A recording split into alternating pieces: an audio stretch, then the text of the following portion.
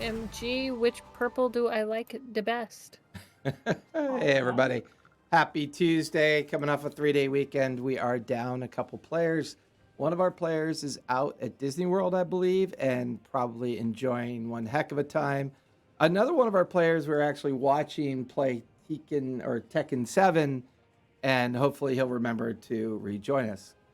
You'll see we got a new overlay. We're doing a lot of new things here at the studio. The green screen is gone. Just my cool minis and my bookcases behind me.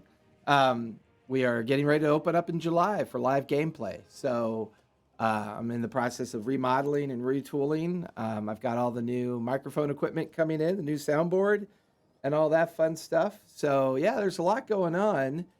I hope everybody had a good weekend. What'd you guys do? What'd you all do? Who did what and to whom? Yeah, glowing dice. Sorry.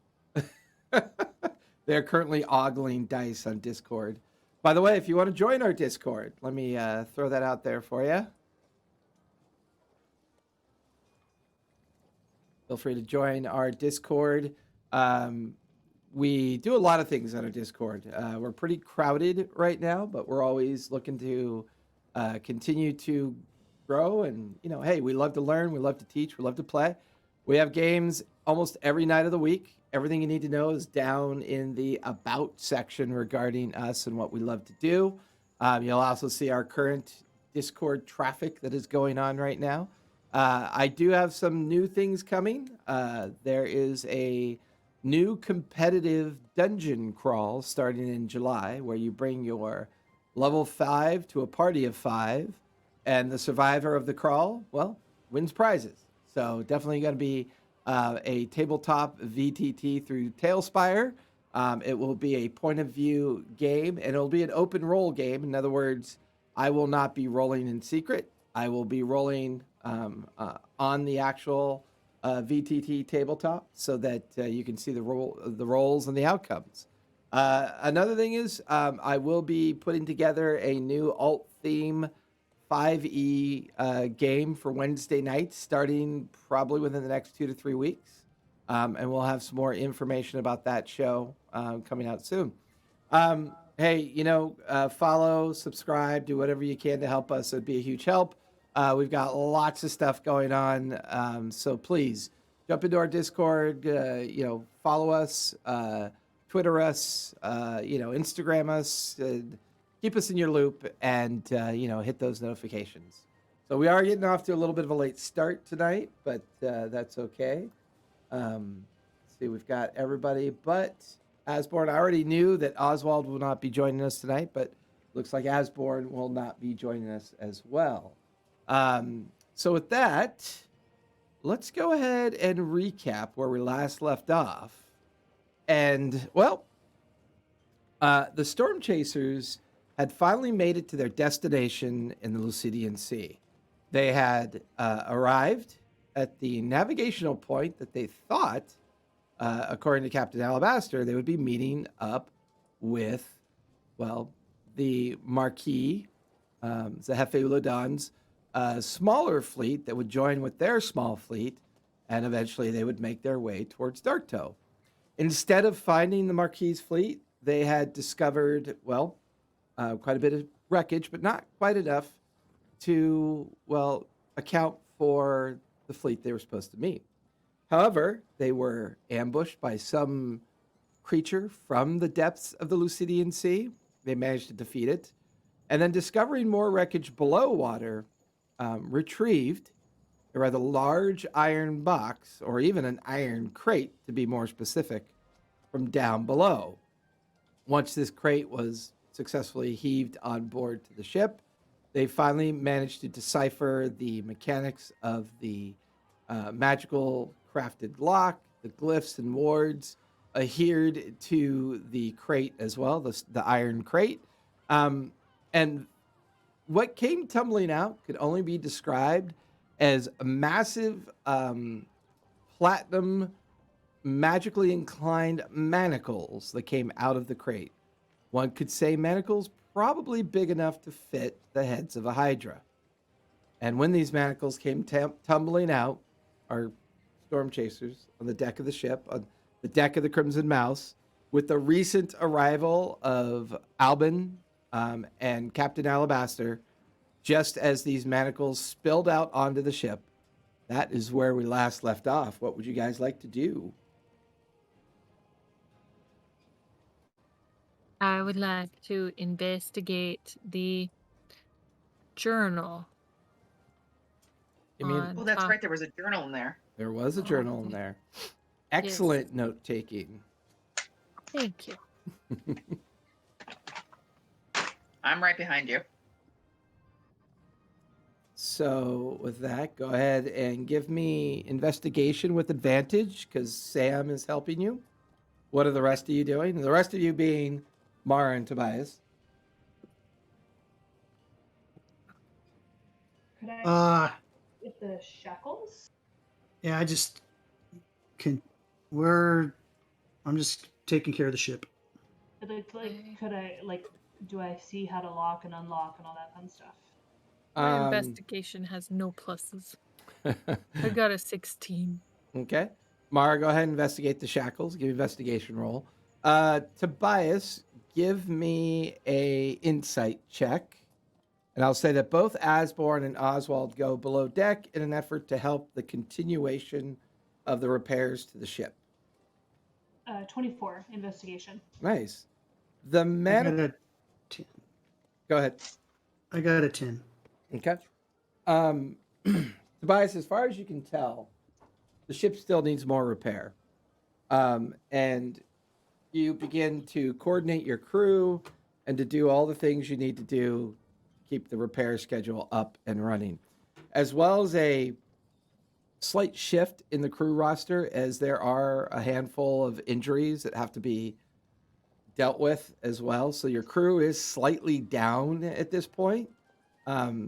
You're becoming aware that you may be stuck here for at least the next day or so to complete repairs. Okay.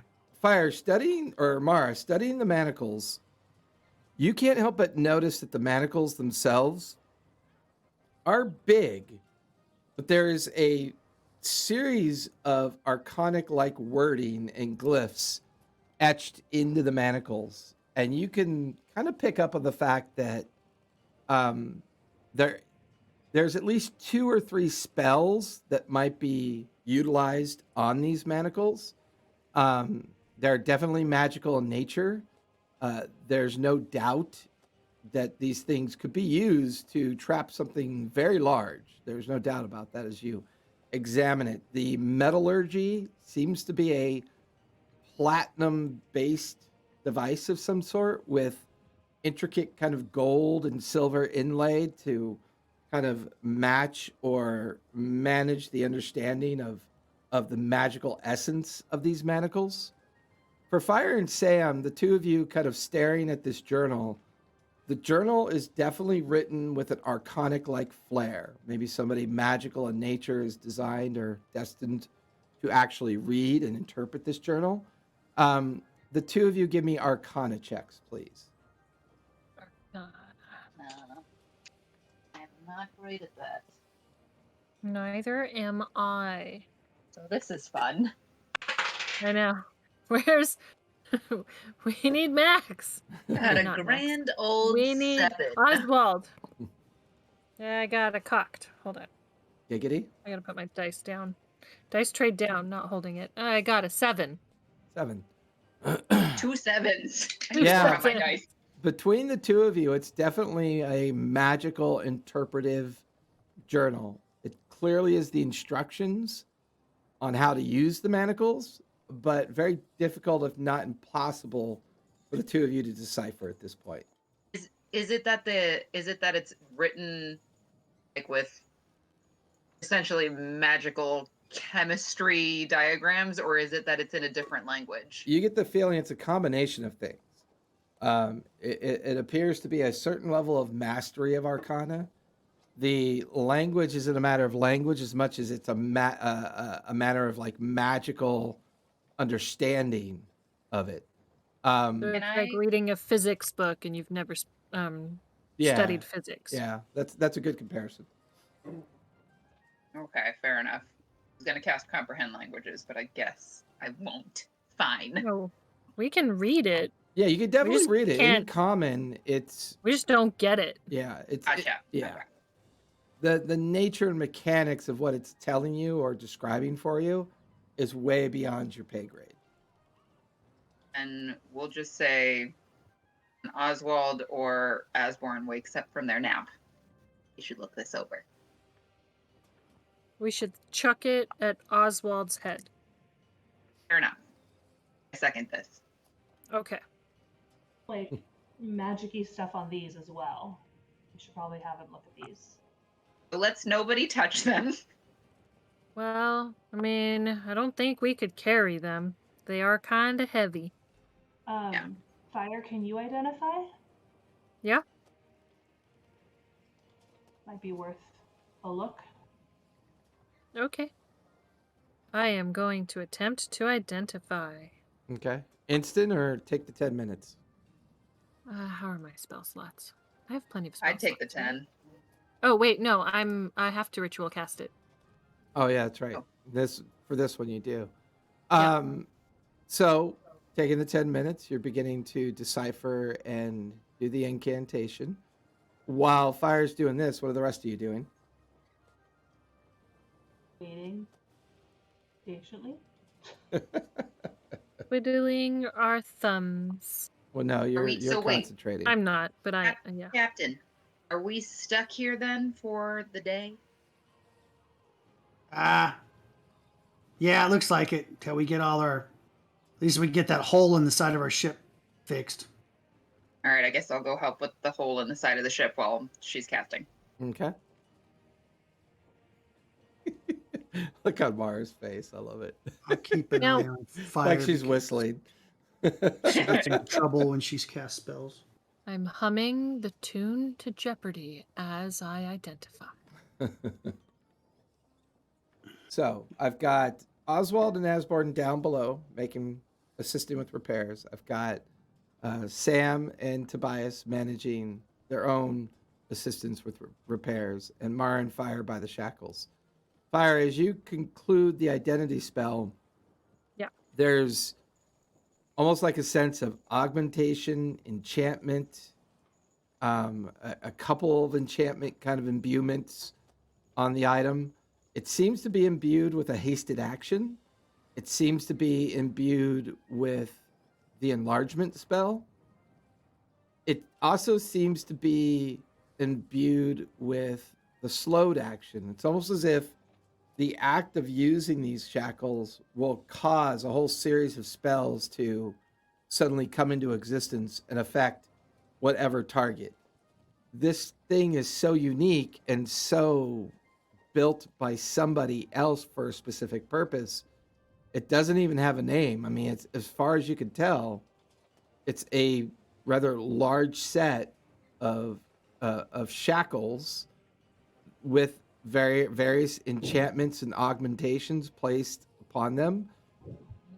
You also get the feeling that when this device is invoked, that it will conclude itself. There's something on the very edge of almost like a teleportation effect, that when these are invoked, utilized, and all the spells are triggered, then there's some kind of teleportation magic that's kind of imbued in them as well. But there is no naming convention for this thing. It's very strange. Do you have the impression that these are a one and done, or are these things that'll happen multiple times? It feels like a one and done. Yeah, Okay, so especially maybe with don't the test it out again. teleportation. Yeah. I was all excited to test it on myself until that teleport thing. Yeah, don't put these on you. Check. Is there any way we could get these shoved into your bag? I was Or just my going bag, to or the ask bag that. too? I was after I was done with the identify. I was going to ask, out of character, will these fit in my backpack? My with the sling. arcanic with the arcanic reveal, or the nature of the arcanic effect of these things, Mm-hmm. they're currently roughly about 1,000 pounds in weight. Each shackle is a variation of anywhere from 2 to 3 feet diameter. And you get Well, the feeling that the set of shackles are at their smallest point. Then when they're Right. actually invoked, they'll get a lot larger. But right now Right. they're at their most small point or reduced point.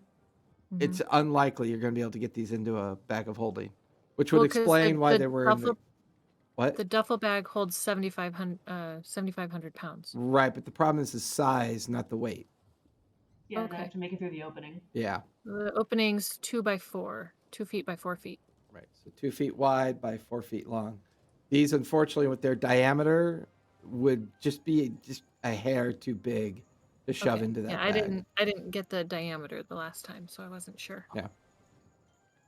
So, if these weigh 1,000 pounds, how do we get them on a creature to use them?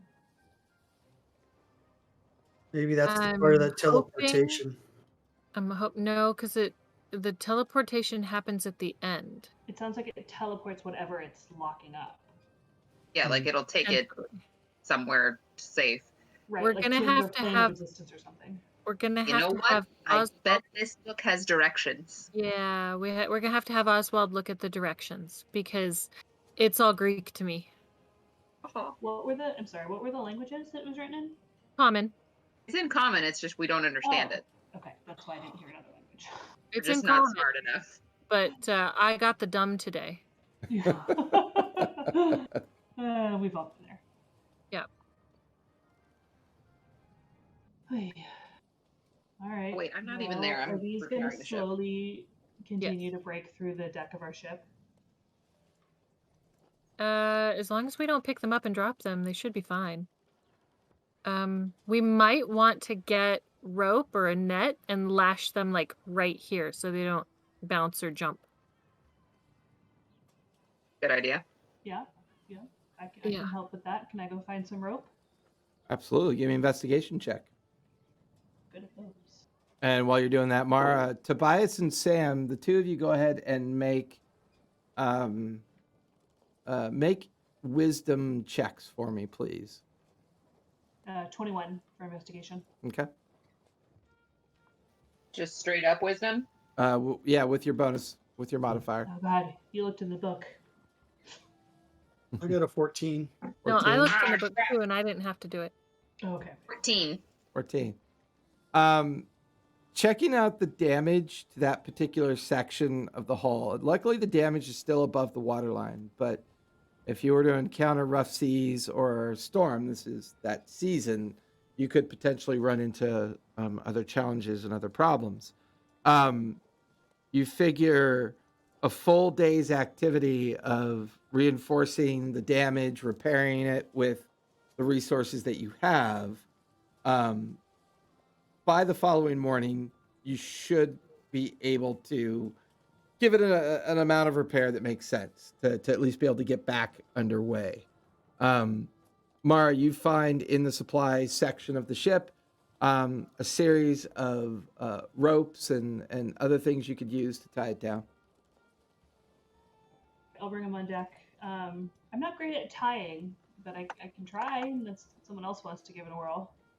What is Isn't the my- captain pretty dexterous? Generally. Pretty much. Yeah, he's good with his hands. Giggity. He's got I little know. rat fingers. He's got little rat fingers. I mean, I'm happy to help you tie, guys, if you Goddamn. want to take the lead on this and like point at things for me. But What do you want me to do? We're tying the shackles off so that they don't like roll around and damage the ship. we don't want them to bounce because if they bounce when we hit rough seas, they might go through the ship. And we're all screwed. Okay. Is that So- box that they were in resealable or is it not resealable? Well, unfortunately, I Did it break? believe you cast a dispel on it, correct? No, I Not thought on we the lock. pushed- We pushed the buttons on the lock and Right, but we it- dispelled the glyphs. I was just Well, asking about the uh, lock. I'll do my best to tie him down so they don't slide around. all right, give me sleight of hand with advantage because I'll say at least two of the party are helping. For you, Okay. Fire, you begin to realize that the lock and the glyph, they're all it's all a singular mechanism, right? Uh-huh. Whatever the normal invocation for the glyph would make the crate be able to open. Mhm. The lock was the last part of the protection factor of the crate. Unfortunately, dispelling the glyph means that the box will not magically come back together again. Okay. Tobias got a dirty 20. Okay. Through a series of lashings and organizing the rope and the tie off, through some eyelets, and through some of the, those capons or whatever, not capons, but the those dock hooks or claws or whatever that you can tie your rope around. I always forget what those are called. Right. You use a series of those. You lash it down. It looks like it's relatively secured. Okay. Okay. I've been kind of watching all this happen. May I see that journal, please? Oh yeah, Albin knows shit. Will know things. Well, I appreciate that. I try my best to at least attempt to know things. I mean, I know a lot about Mara. I don't necessarily know much about all of you, but if you'll give me an opportunity, Captain, with your Yes. permission, Yeah, go ahead. he You don't Yes. have to ask my permission. Nobody else here does. he just kind of smirks at you with a crooked smile. I'll just get my rat fingers back over here on the wheel of the ship here. You watch as Captain Smart ass. Alabaster, aye, Captain Tobias, I think you be taking this way too hard. Come, let's take a look at our charts and figure out what we're going to do next. And he kind of walks over to the helm with you, where He would be taken too hard, and I'm not taking too hard. No, he doesn't have people call him pussy. Okay.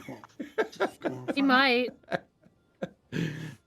for Mara Salmon Fire standing there, Alvin takes the journal, begins to read it. He kind of looks at you guys in kind of an awkward way, and then reaches into his lapel of his vest and pulls out a pair of glasses, puts his glasses on, starts reading.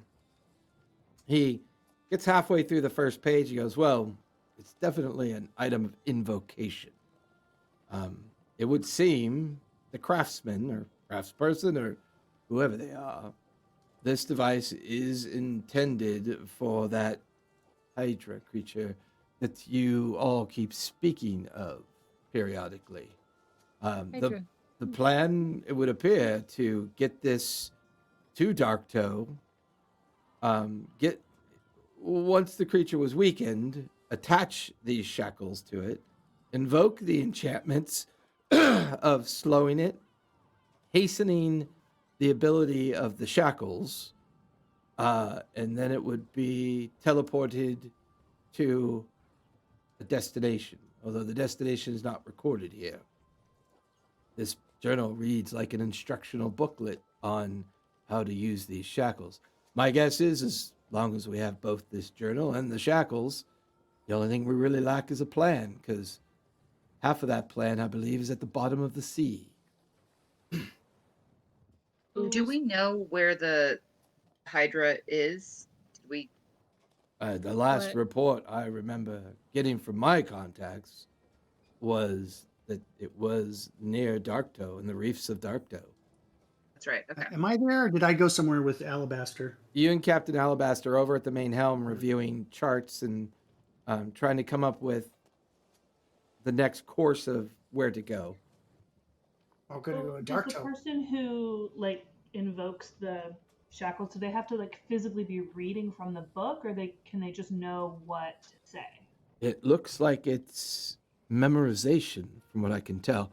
Study the journal, memorize the invocation, speak the words, and it looks like at the point of utilization, there is another enchantment on here that allows them to shrink even further, and then the hasten effect appears to make it grow to the size needed instantaneously.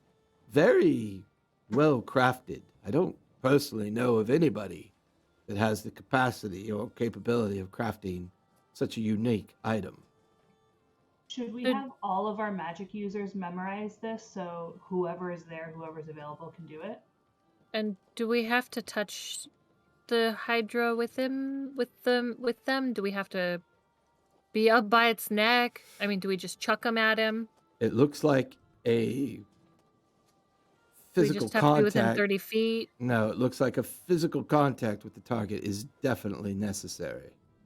But can we touch his toe or his tail and it, snaps up around his neck, or do we have to be at his neck? It appears we merely have to be in contact with his physical presence. Okay. So it could be like his toenail. I would rather guess that any point or touching the point, well, it is an undead hydra. I think minimizing the overall concern is maximizing the reality of the problem, but I understand your effort. Regardless, terrifying. someone's I got to mean- touch it to use these things, yes. Yes. But how do you carry it to him? Because it weighs 1,000 pounds, and I'm pretty sure that's past my max carrying capacity. I think he needs to come to us. Is the thing.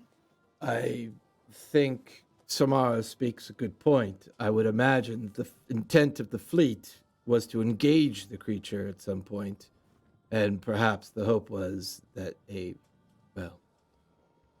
ship with these shackles on its deck would come in physical contact with the beastie. So It's- we taunt him into touching us? I mean, stand on the bow of the ship and go, I'm not touching you, I'm not touching you, I'm not touching you? I Fire at him until he gets angry enough. I suspect that whatever ship does this is sacrificed, would be my guess. Oh man. And it's on the Crimson Mouse? That's just balls. My question is, and you might not know this, Albin, based on your reading, but we have to physically touch him. Do we need to be touching the shackles as well? Do the shackles need to be physically touching him? I just want to get some clarification on that, if possible. Without really understanding the true nature of the spells that are on this thing, my guess is what they plan to do is perhaps ram the creature with a ship. And at the precise moment that the ship is rammed into the creature, the expectation is the shackles will be in contact with the creature. Then the invocation of the spell is uttered and cast in the direction of the shackles, and then the imbuement and augmentation of the shackles will, well, for all intents and purpose, do their thing, I suppose. I think Mara's got a good point, though. If once we get this translated or that we know how to do this, I think any casters should have it just in case. I mean, I'm sure Oswald or Asborn are going to be the ones Well, I in think reality, but just in case. I get your meaning, and my dear, she is quite accurate in the concern, but I believe the journal is also a focus. I think in order we for do these, have to have the journal. yes, the journal feels like a focus to me. The caster is wielding the journal. The magic connection to the shackles is then imbued through the focus, and the focus itself is part of the invocation. Does it have to be a magic user? I don't believe so. I'm under the impression that as long as you have a keen understanding, and keen understanding meaning proficient in Arcana, as long as you are proficient in Arcana, I believe it should work. So we probably want Oswald to hold on to the... Well, we're squishy. If he gets up close and personal with the Hydra, it might not end well. Well, I would imagine we're all squishy in comparison to this beastie. Sure. Yeah. That's the thing, Mara. Like we can meet shield. Right. Dear, before we all come to a consensus on which of these world-ending travesties to take on first, I have received some new information I'd like to share with all of you. He looks up and waves over to Captain Alabaster and Tobias. The two of you coming back in amongst the group, all of you standing there while the deck is busy with people coming and going and working on the ship.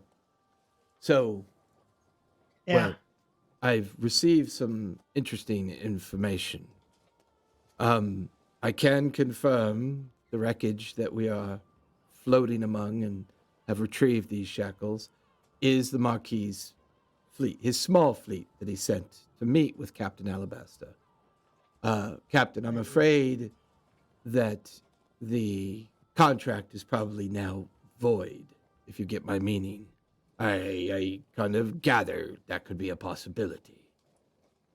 So, with that being known, this remaining 4-ship crew 4-ship fleet. I don't know how many ships it makes to be a fleet, but More than 2?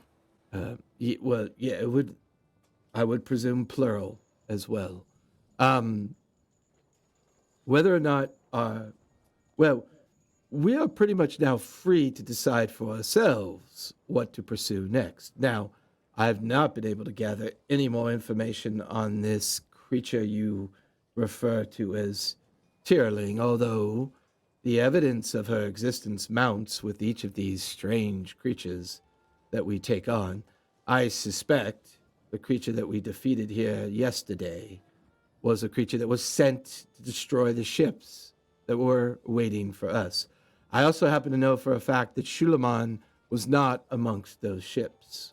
He has been successfully tracked and is believed to actually be on the island of Darktoe. I have heard other strange rumors of other creatures appearing out of coastal waters and attacking nearby communities near the coast. I'm still waiting to decipher more of this information. The gentleman has shut his doors. He has successfully leveraged his arrangement with the Sinclairs.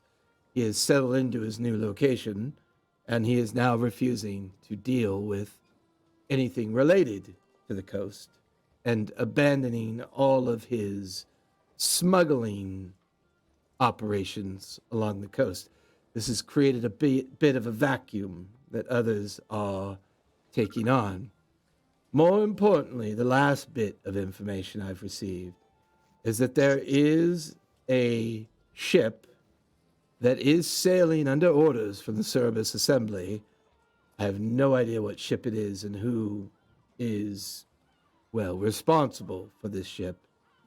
But it would seem that the Cerberus Assembly is comfortable revealing part of its intent. It seems to want this creature that has the ability to mimic that of an island and then is festooned or infected with these strange undead fish-like creatures. This does seem to be their focus.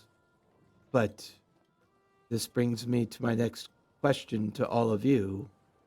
For lack of a better word, dear, and he kind of looks at you, Mara, focus seems to be the order of the day. We have many different things we can accomplish here. The question is, which one takes priority? I still do have concerns and hesitations in regards to Fire's scrying on, I believe you called him Walish? Yes. His Yeah. that description that you gave us. We know that Darktoe is under threat. We know that that is a problem that has to be resolved. We also know somewhere out here is this other creature or entity the Cerberus Assembly seems hell-bent on finding. I ponder the question. Which choice do we make? Good luck to the Cerberus Assembly and their ship when they find it. I'll tell you that much.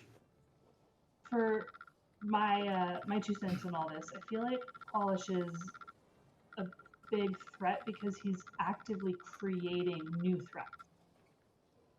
And until we stop him, he's just going to keep cranking them out. Yeah.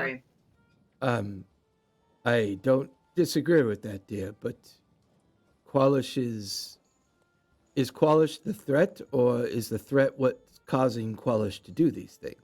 Based on your previous information that you shared with me, he wasn't particularly a malicious individual, very unorthodox in his use of the natural world to get what he wants. But based on everything that you've told me and what some of the others have told me, this behavior seems very discordant from his normal behavior, correct? Yeah, he's not malicious, but he's been corrupted. That's the thing is I had mentioned this before, if we can get him on our side, he could be a really powerful ally. I know he's weird and chaotic, but maybe we can He's only convince on him his own side. I don't care about him right now. Plus, he took away my ship. Thank God. that ship was terrible. That ship really was terrible. Ship was awful. Now, I know some of you weren't here when this happened, but we did let out an undead Hydra. So I think it's only fair we should go. We've got a way to take care of that Hydra. So, Tobias, can we circle back on that for a moment? Can we all agree that at the very beginning of anything is a beginning, correct? Yeah. All right. So, whoever gave you or whoever gave your mother that book set forth a chain of events from that point in time, correct? I guess. So, How'd they know I was going to follow up on a map? I was only 4 or 3 years old. well, sometimes in the intelligence business, we make assumptions, and we presume those assumptions will lead to likelihoods. I'm not saying that mouse folk are naturally and dangerously inquisitive, but they are, let's be honest. Okay, well, does it make a difference how we got here? We're here now, and there's nothing we can do about it. Well, I think it makes a huge difference how we all got here. How's that? Is there some overriding puppet master in charge of all of this? Why? Yeah. I mean, this particular group making their way into a very magically secured vault, retrieving items that were linked to the attempt of bringing in a false god into existence, which in turn led you to the discovery of Qualish, which in turn led you to the discovery of this creature, the Hydra being set loose. There is randomness to what is perceived here, but there are a great many calculations here as well. Going much for calculations. We're here. We got to deal with it. And if I find out who double-crossed us and made us unleash the Hydra, then we'll deal with them when the time comes. But you know who runs this thing is the gods. The gods do all this stuff. As much as I love and am learning to love all of you, I think there's a natural kind of inclination to opening up boxes and taking shiny things. Those were your choices, were they not? Mine? Well, I yes. like shiny things. You guys could have chosen not to enter the vault. You could have chosen not to take the items, but you chose to do so, correct? We're pirates. What do you think we do? Are you really a pirate, Tobias? Yeah. I am. It's like Fire's right behind you, shaking her head. No. I elbow you in the crotch. Probably the knee, actually. Okay, the knee. Yeah.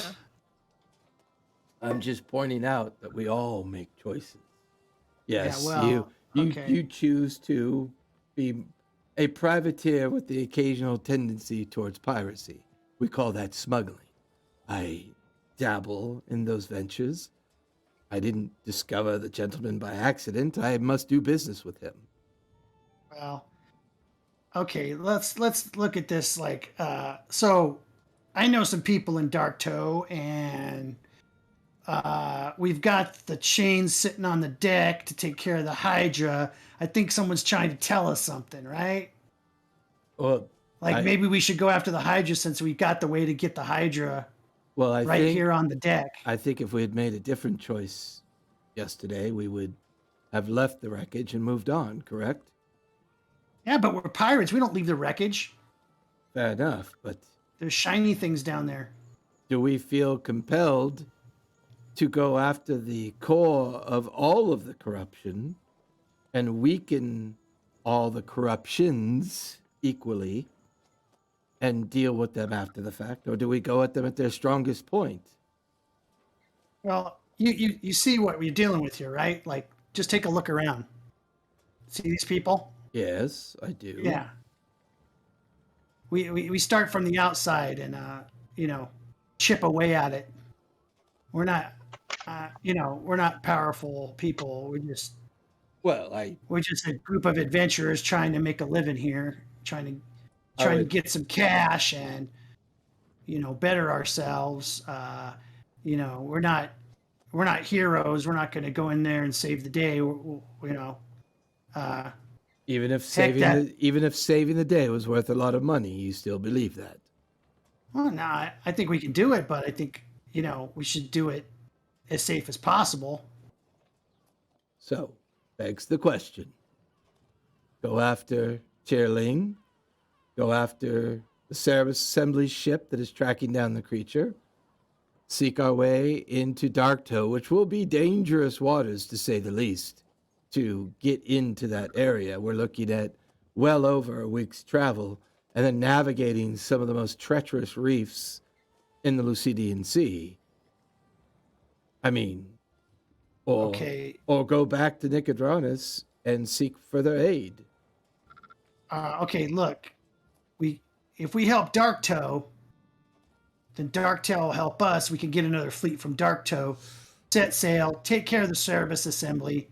Now, Then we can go get that creature. Tobias, you know as well as I do, that's not how the Plank King operates. The fact that we can't even get messages in and out of Darktow right now, I ponder whether or not the Plank King is even in charge right now.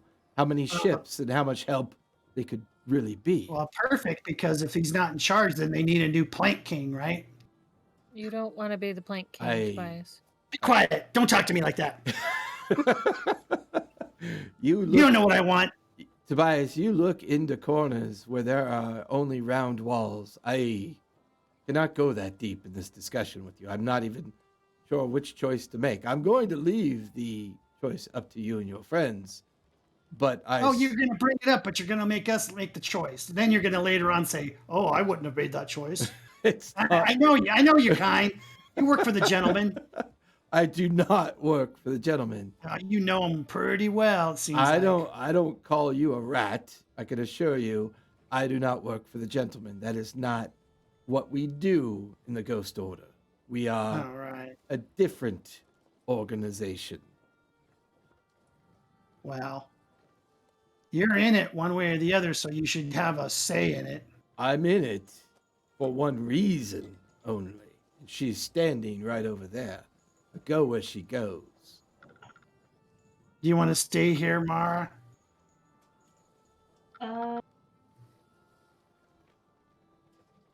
don't know. I kind of feel like I agree with Tobias and we need to go from the outside in. Fire, what are your thoughts? I go wherever Tobias goes. We're all gonna die.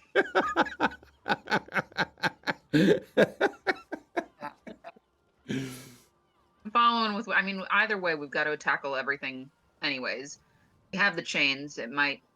So, Tobias, your thought is we should go for the Hydra. I worry if we go for something else, we will lose the chains in the process. That's my fear as well. Is that if we go for something else, these chains are so heavy they could take us out on their own. We're gonna need help. We don't want them on our ship anyway, right? Didn't we say that whoever ship is on is going to be sacrificed? Sacrificed, potentially. What are you talking about? You have to ram the Hydra. Wait a minute. What? Hey, Is it going to change your mind now?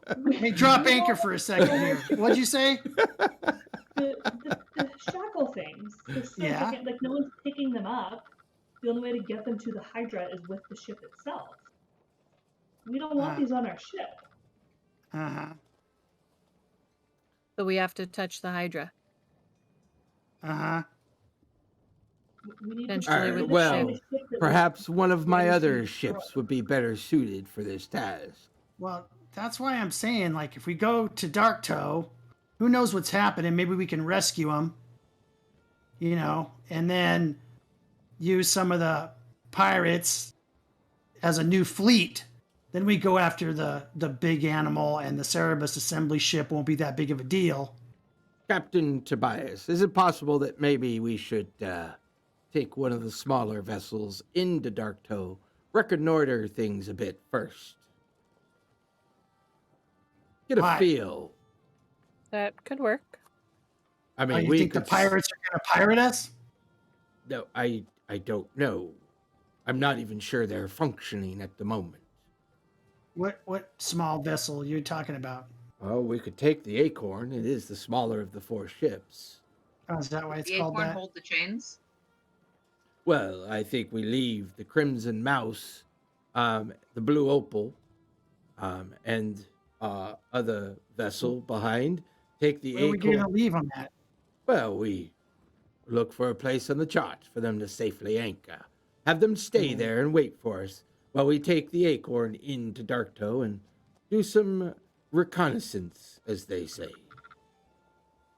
That That- sounds good. We can sneak around with a smaller ship, find out what the deal is. Well, I'll become the new Plank King. Then I'll take my pirate fleet, sail it out. We'll get the animal back in the bag, take him back to the little sprite lady, and we'll be all done. Just as easy as that. Bing bang boom. Bing, bang, boom. By the time we get there, the Cerebos assembly ship's probably gonna be getting pooped out of the bottom of that animal. I appreciate your energy, Tobias, but let's take a look at the charts. Let's find a safe place to stow everybody. Get there and get the Acorn fitted for an effort to do some reconnaissance on Darktoe. Are we all at least in agreement on that first before we start heading off into dangerous waters?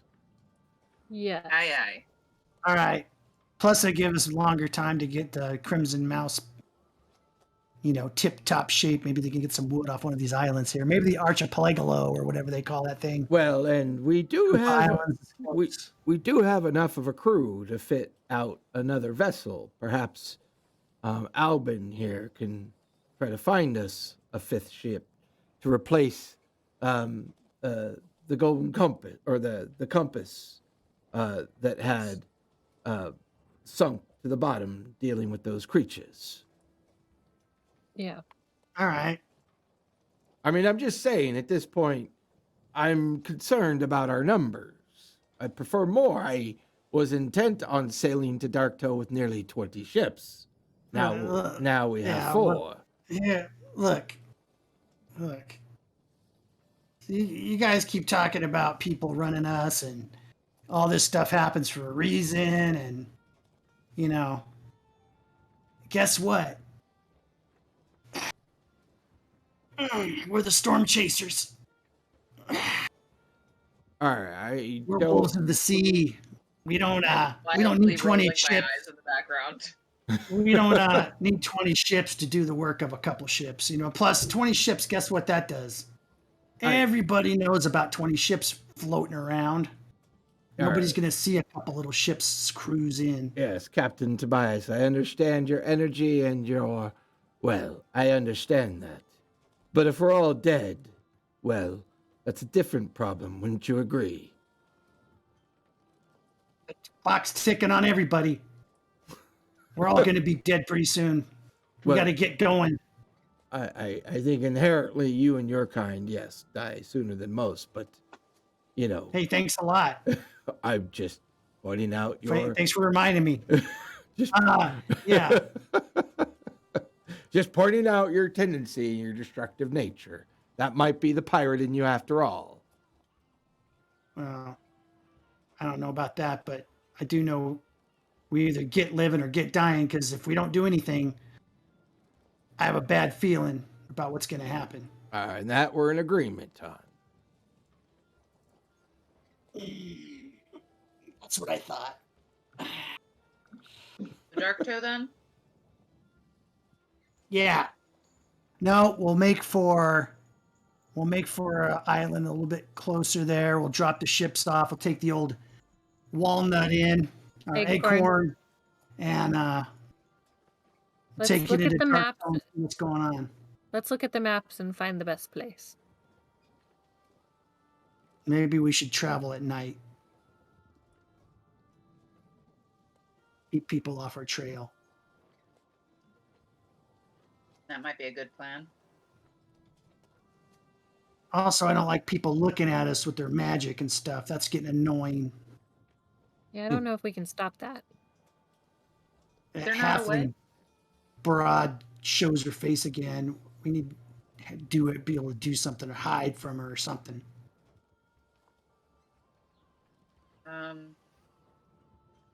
I can conjure mist to hide us, or like fog. Make it foggy so they How long can't does see us that coming in. last That'd be for? How good. long does the fog last?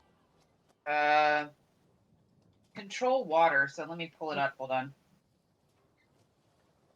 Now, are we about halfway between, what is it, like Bifast Isle and Dark Toe, or K and Dark Toe? Where were we? I think last time you said we're north, southeast, east of Vide K, right? Correct. So we could just drop it off at Vide K and keep going. One of the islands, there's a couple right there. Whichever one would be better for the, I don't want anything with giant lizards Okay, that are so going to eat us. we haven't even passed K. No, Okay.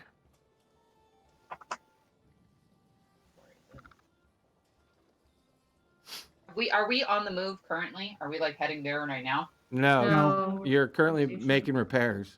just drifting and making repairs. About how far from K are we?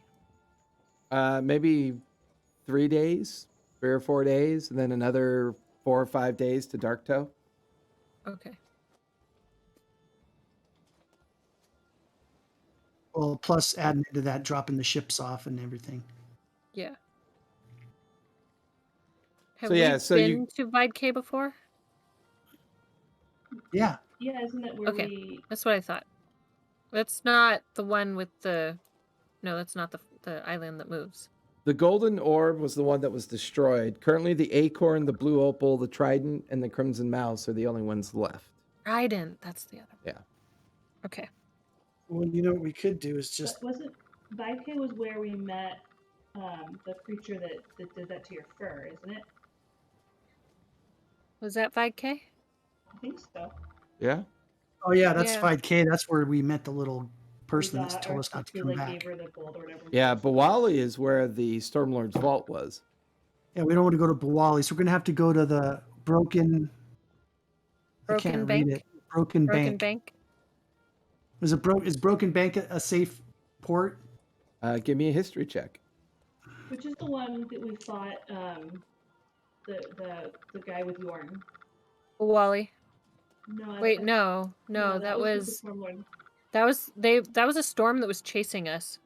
History, you said? Remember, didn't Yep. we land somewhere and then we fought like the barnacle? Whopping thing?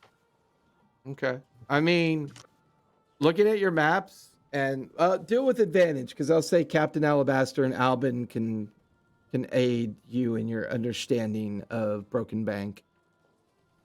And I'm sure the charts will say something about him, right? Well, I mean, location, but you're looking for a little bit, Okay. more than that. So a 19. 19. But K, don't believe we would be able to get any trees off of. No, we can't go back there. I forgot. We can't go back there. I don't have the name of it. I just wrote that it's familiar to Bawali. It has the matching finger. But I never wrote down a name. I thought it was just traveling in the center of the storm. Maybe that's why I didn't write down it.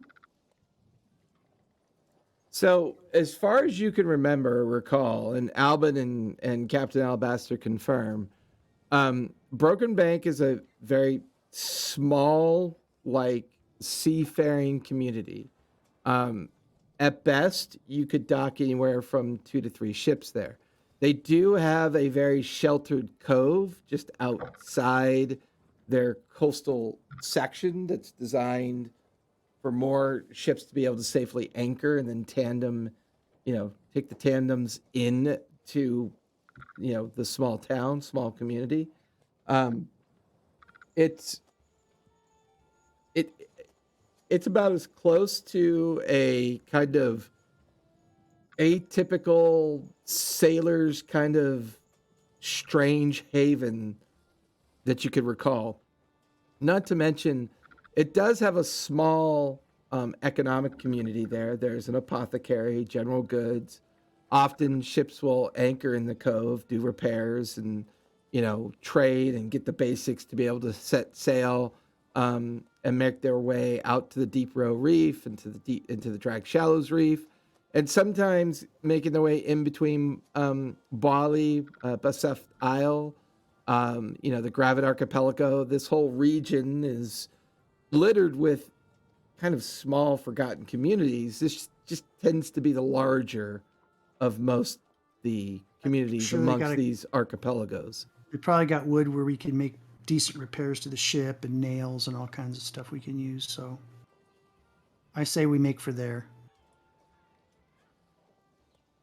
Yeah, I think that's our best bet. All right.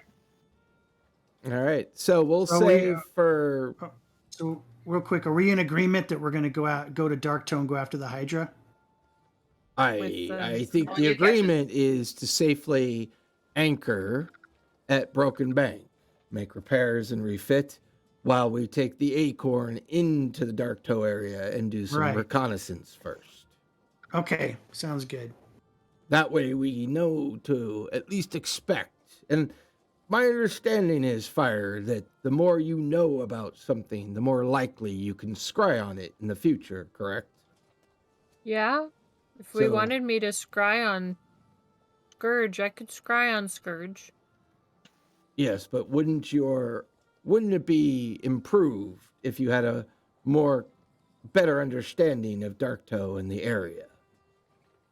Well, if I wanted to scry on Dark Toe, yeah. But that's not saying that Scourge is in Dark Toe. But yes, yeah. If we go to Dark Toe, then I can scry on it later. All right, so Scourge is nearby. The closer we are to Dark Toe, the better the chances are you could probably track him down. Yeah. Very good. I will return to the Blue Opal, make charts, and make ready to make our way towards Broken Bank. About 3 days from here, I think, that we can get there. Maybe 4 if the weather vane is with us. I will alert the Acorn and the Trident to do the same. Albin, if you could reach out to your contacts, scare up some more vessels for us, that would be appreciated. He kind of doffs his big tabaxi pirate hat and brushes his fur back and puts it back on and heads over to the railing and shifts over the railing. For the brevity of the day's activity, and then we can start the journey to Broken Bank. Oh my. I'll say at this point, everybody is doing their best to kind of make as many repairs as possible. Yep. So with the exception of Oswald, and Asborn, I need each of you to describe for me how you'd like to help with repairs, and then pick whatever skill set you'd like to roll with. Okay. I will use my sleight of hand to help the ship's rigging and make sure the ship's rigging's all repaired again and underway so we can get underway. Like it? Go for it. Okay.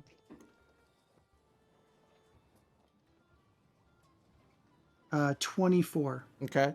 You spend the rest of the day and into the evening guiding and organizing the sailors and crew to bolster the rigging, make repairs. I will say for the first day of your journey, you will be able to operate at an increased speed because of this. Sweet.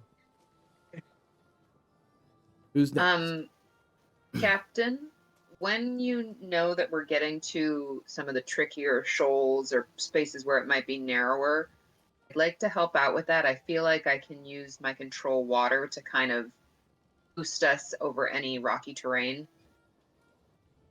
But that's when we get there. Is control water a leveled spell? It's a concentration. Nope, sorry, I have shade water. Just kidding. No, it's a concentration. You can flood things or you can move things around. I also have fog cloud. I can make fog or pass without a trace depending on how sneaky we want to be coming in. But for today, I would like to use my strength, my athletics to help lift up any heavy bits of wood that need to be put in place or move things back into position. Okay, go for it. 15. 15. You spend the rest of the day and early evening kind of strategically placing and helping with the supplies needed to do the minor repair. It affords the opportunity of most of the individuals to get their jobs done throughout the course of the day. Who'd like to go next? Do any of the masts have any damage? Yeah, we caught one on fire. That's right. Could I use my acrobatics to get up to the mast, do repairs up there? Go for it. Oh, that's so good. 27. 27. Not only do you manage to accomplish that, but you find other stress fractures and other burning residue that showed that other damage was done. Damage that wasn't caught before, and you managed to do some minor repairs with the crew that Tobias is also guiding. Once again, because of your accomplishment alongside of Tobias's, you should be able to gain a day's worth of speed during your first day of travel.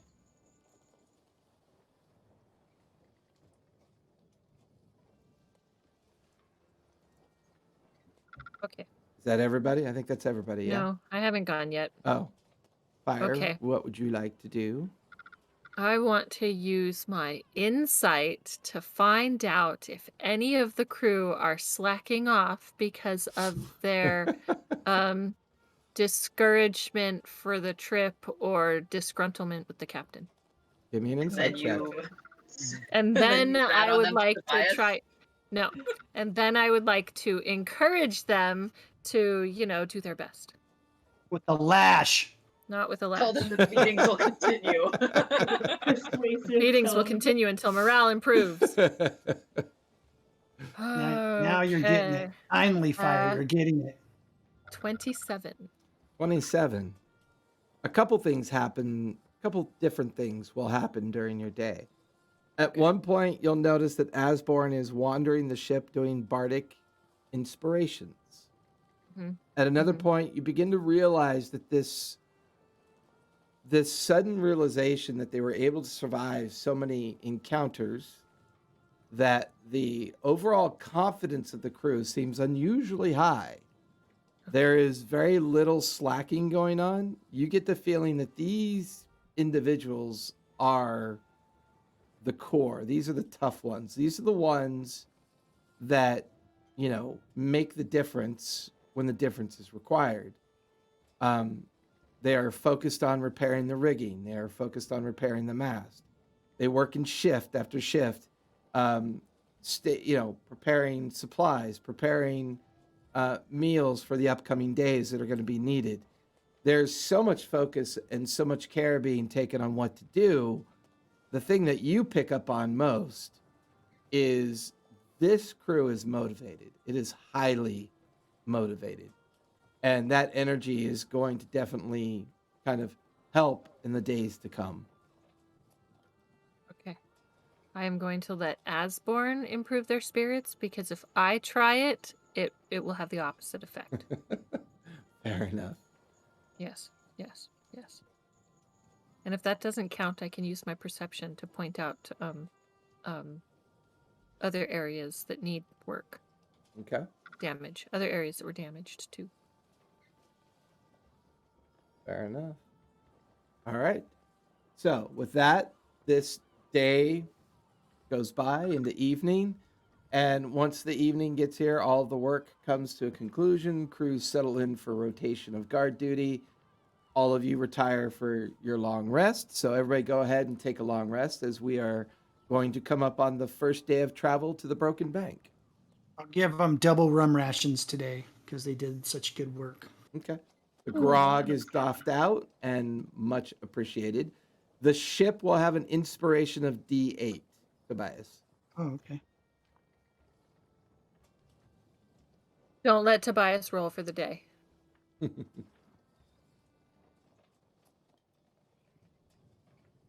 I have to roll a d12. No, Roll it's for the day. Nope. that's Oh, Nope. you have an inspiration die. I know. But Oh, normally I roll a yeah, d12. yes. Please go ahead and roll a d12. Not Tobias. Not I can roll Tobias. it. Man. Let Mara. No, it's my ship. Oh, And I rolled a 10. 10. jeez. Have we had a 10 yet? All of you wake up to weather. Mm. It's raining, it's thundering. A storm front has moved in from one of the many directions of the open sea, and it looks to be discordant weather for the time being. But the repairs seem to hold up. The ship, rather than slowing down under these conditions, will travel at a normal pace. This particular journey, nothing untoward happens. It's a relatively normal journey with the exception of bad weather. Day 1 goes according to plan. You have 3 days left before reaching the outskirts of the Broken Bank. Anybody want to do anything before day 2?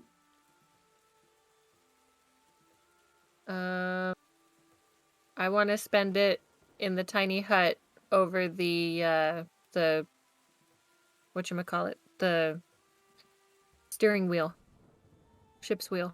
The helm? Yes, Okay. I'm gonna spend it in the tiny hut, keeping dry. Fair enough. I sit outside of the tiny hut. You can sit inside of the tiny hut. I It's don't want to be inside the tiny hut, though. I enjoy oh the right, rain. because you're water. Yes, you like Makes the me water. wet. I don't. It mats my fur. Fair enough. Fire, did I give you that other tattoo yet? No, you did not.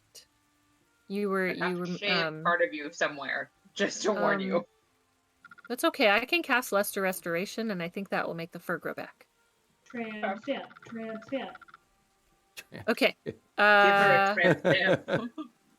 I am going to put it on the end of my tail. All right. Nice. So, shaving it off, exposing the subcutaneous skin underneath all the fur. There's a pretty Just the skin, not the subcutaneous skin, because that means I'm skinning my tail. fair enough. Yeah. It's not a typical canvas or that you're used to, Sam. It's going to be a bit more challenging. Yeah. Could I Because their skin's not attached to tail their for? muscles or anything, so it's squishy. It's more about the surface than anything else. Round. Would you rather have a forearm? I mean, it's up to you. I can try. It's just whether or not it'll be successful. Sam, don't forget to reset your animes. Thank you. I think your hour was up. Sam's frozen. Here we go. Now I'm set. Yeah, let's try the tail. All right. Trying the tail. All right, go ahead and give me a wisdom check. It's the most Wisdom painful check. spot on a cat Yep. to tattoo. I think all of them are going to be painful. Let's see.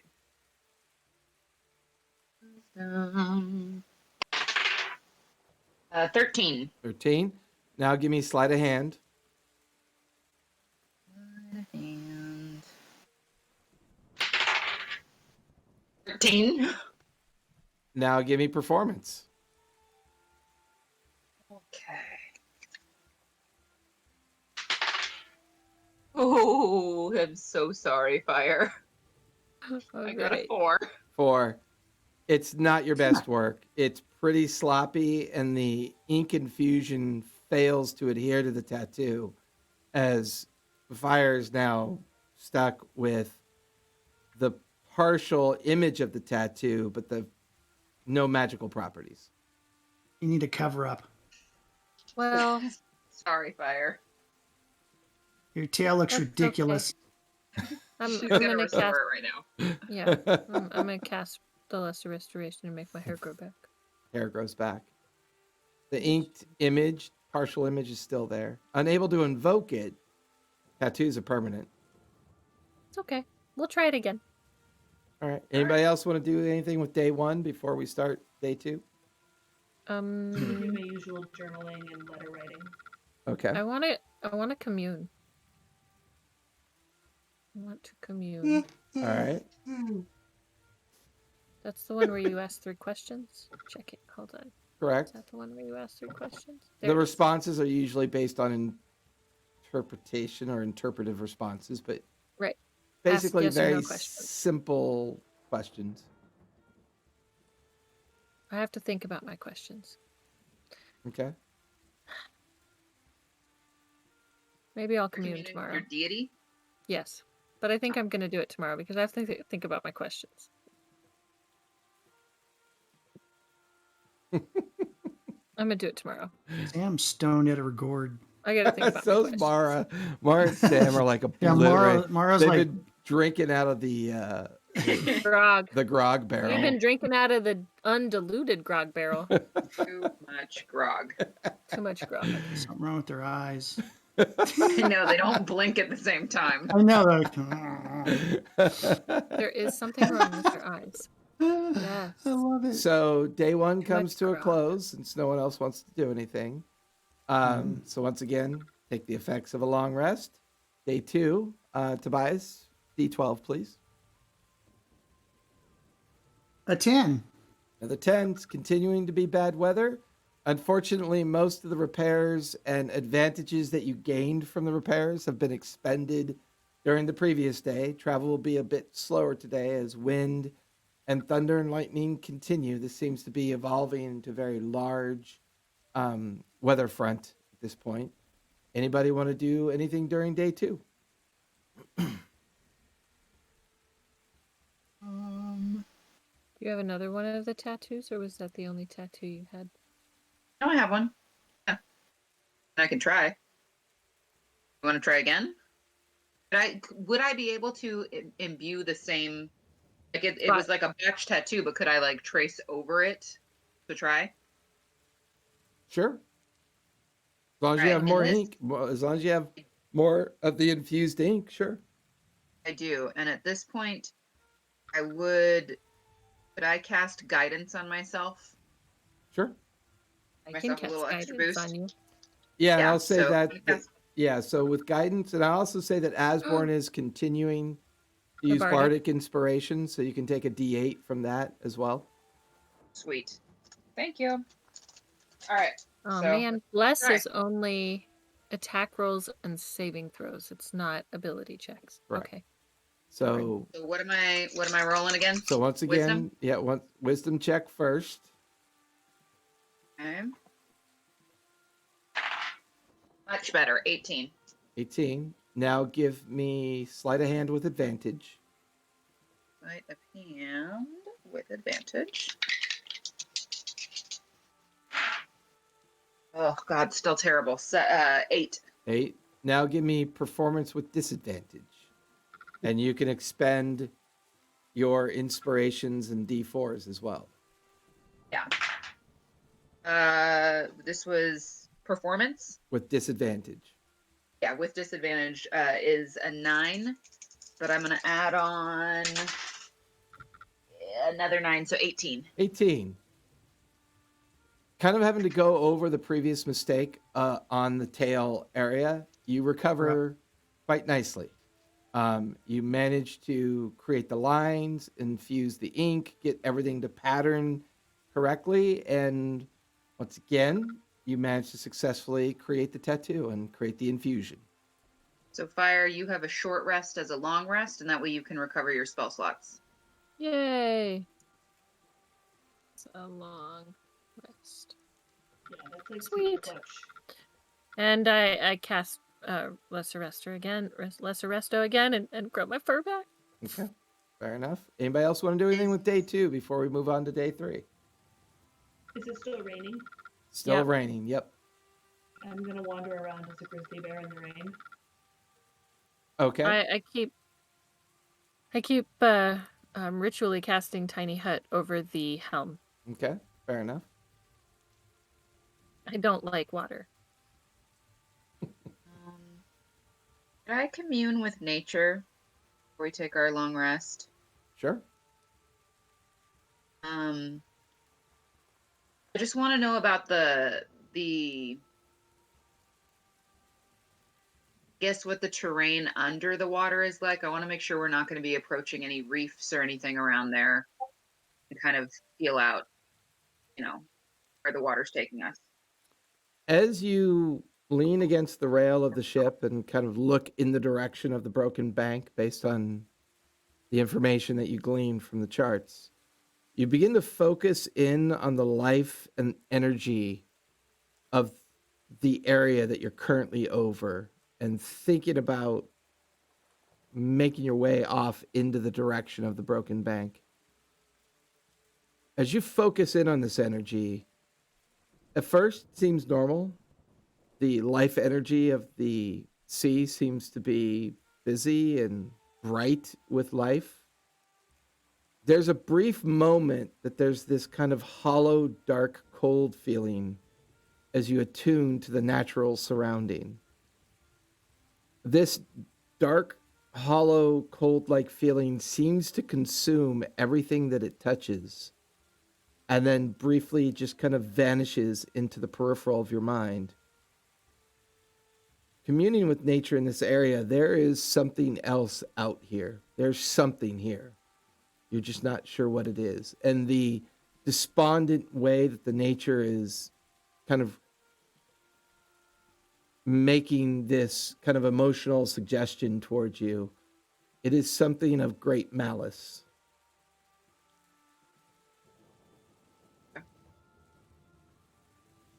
And then you also mentioned that the weather was taking apart some of the repairs, so I'm going to go try and help whatever that Okay. be. I'm gonna write in my journal. Okay. Just trying to keep us on track and get there as fast as possible. Tobias, give me perception. You're rechecking your charts and Perception. kind of keeping an eye on the other ships that are charting along with you. The Acorn, the Trident, and the Blue Opal. 28. 28. You manage to gain a little time even in this storm. You communicate a particular series of coordinates that you feel will keep you on the edge of the storm, taking advantage of the wind, but hopefully getting you out of the storm sooner rather than later. This hopefully will gain time and perhaps get you possibly to arrive to the Broken Bank by tomorrow evening as opposed to the fourth day of travel. All Okay. of this going on at some point, Mara, as you're wandering the deck in your werebear form, your husband eventually joins you, and the two of you are kind of wandering the deck together and taking in the devotion of these sailors and the activity that's going on. Occasionally coming across Osborne as she is dancing and singing amongst the sailors on the deck of the ship. A very broody Oswald examining the strange gem that is sunken into his chest and then kind of sneaking off to read one of his many books that he keeps hidden underneath his refinements. The two of you seem to have some time alone. He is currently in his wereline form. There are looks of concern from time to time, but nothing that reeks of obvious fear at this point. He's just like perpetually, perpetually in his werelion form.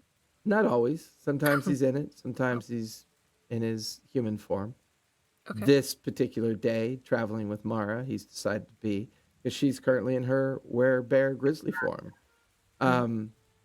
The two of you take one of your moments together that you very rarely ever get and enjoy a kind of respiteful day of chatting and discussion and possible other things to consider in the future. It's a good day. It's a good day of travel. It's a good day of getting ready for whatever might be ahead. Anybody else want to do anything with your day before we start day 3? I do. I want to take some scraps of something, like rope or just little bits of flotsam. I don't know. Okay. It could even be seaweed. And I want to cast continual flame on them. I want to make 3 Okay. and just have them in my pocket in my bag and able to use as a light source if needed. And they don't, fade or go away. So I just want to cast them. Okay. Anybody else before we do our long rest and start day 3? Yeah, one more.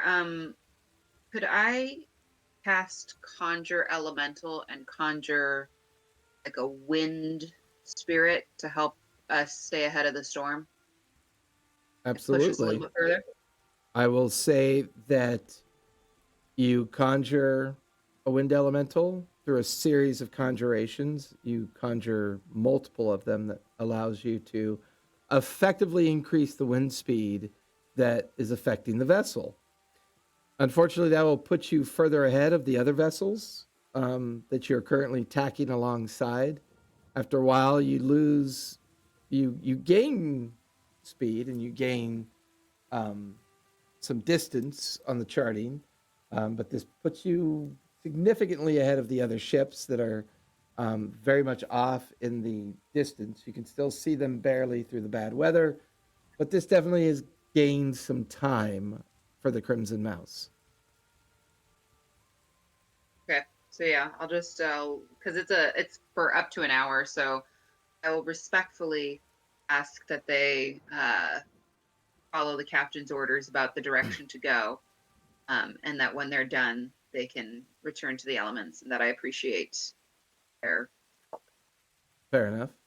So day 2 comes to a conclusion. Everybody go ahead and, long rest effect. Wake up the following morning. Tobias, give me a D12, please. Okay, here we go.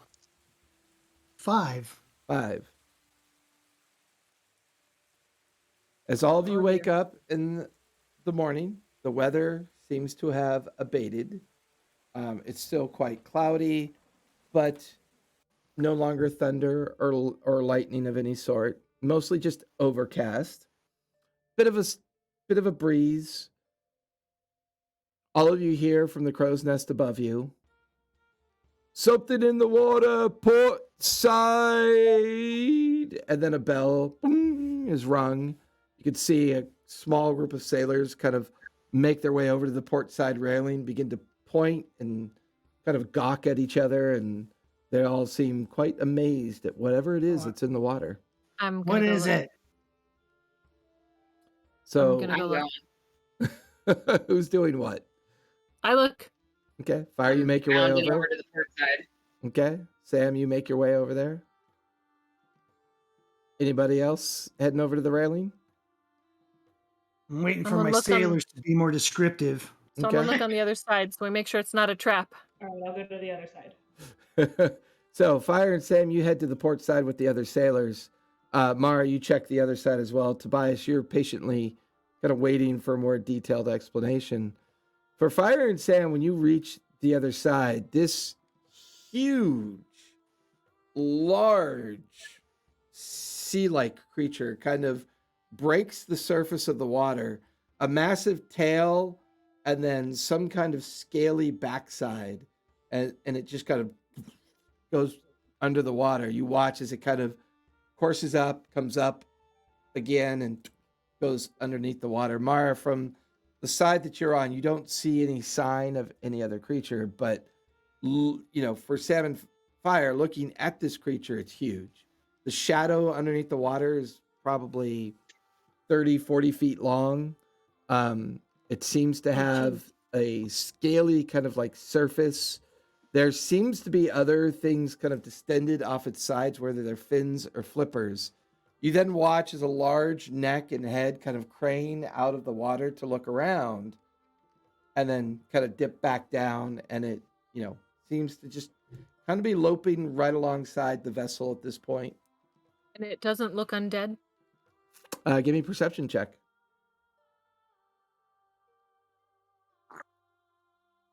16. I mean, it looks alive. It doesn't seem to bear any of the hallmarks of those other strange constructs that you and the Storm Chasers have come across previously, but And it doesn't look like Scourge. definitely does not look like Scourge. It Ready the port side guns. No, Hey, wait. do not pick a fight. I'm not picking a fight. I'm getting ready though. Everything Right. I've met in this sea has attacked us, and I ain't gonna be sitting here with my furry ones in my hand.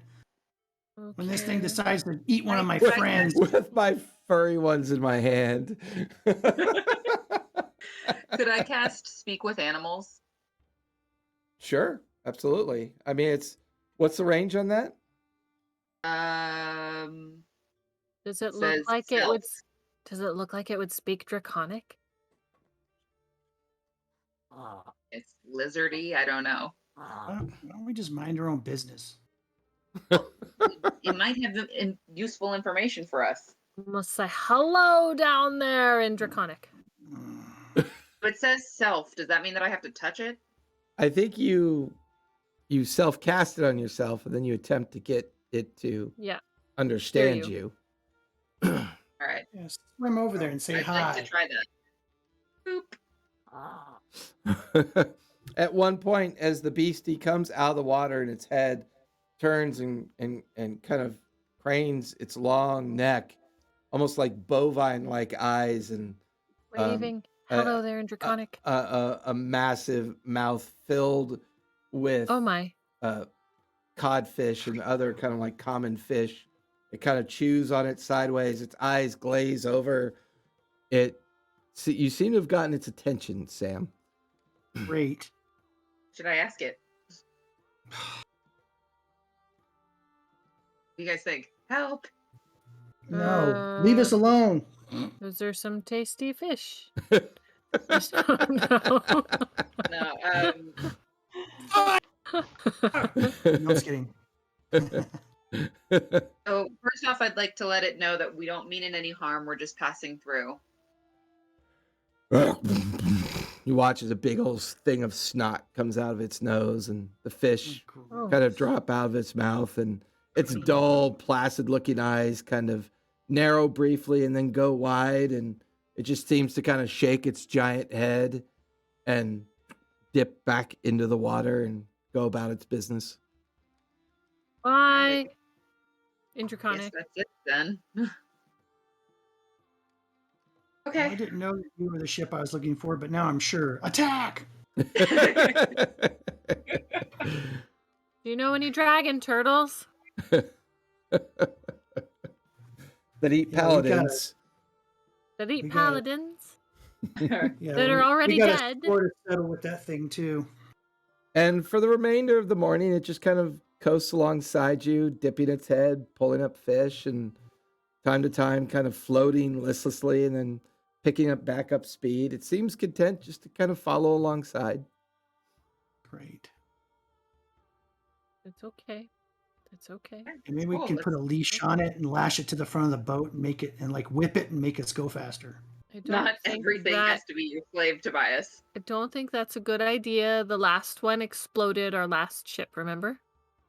Oh. All right, whatever. And then we plummeted from the sky. I might have some PTSD from that. Yeah, it's because you guys were messing with the engines. We were messing with the engines? Yeah, they're working perfectly fine. You electrocute some things that makes it go faster. We were trying to get it so we didn't have to electrocute them. Yeah, I know, whatever. Ruined my ship. You couldn't be patient for 5 more minutes and we ruined your ship? Guys down the decks dressing up like people, acting weird. Not like Qualish wasn't dressing up himself really weird. The past is the past. Don't talk about it. Mhm. All right. Well, where are we now? A day away from was You're it on, Broken yeah, Bank? you're on your day 3 of Broken Bank. Your travel to Broken Bank. Based on the weather and everything, you probably will arrive there first thing in the morning. You are still slightly maybe a half a day ahead of the other 3 vessels. Oh, I don't like that. We should get back with them. We can just wait. They'll catch up to us. You got a good win, so let's just keep up. They can figure it out. Just because they're not as good a sailor as I am, you know. Oh, it wouldn't have anything to do with the elemental that I conjured. You know, nothing at all. What elemental? The one that you didn't torture. The wind elemental that I You helped. ins- You enslaved a wind elemental to help our ship go faster? Oh my No, god. I asked kindly, and it My did. God, I I asked. can't believe you did something like that. I said Anyway. not tortured. All right. Well,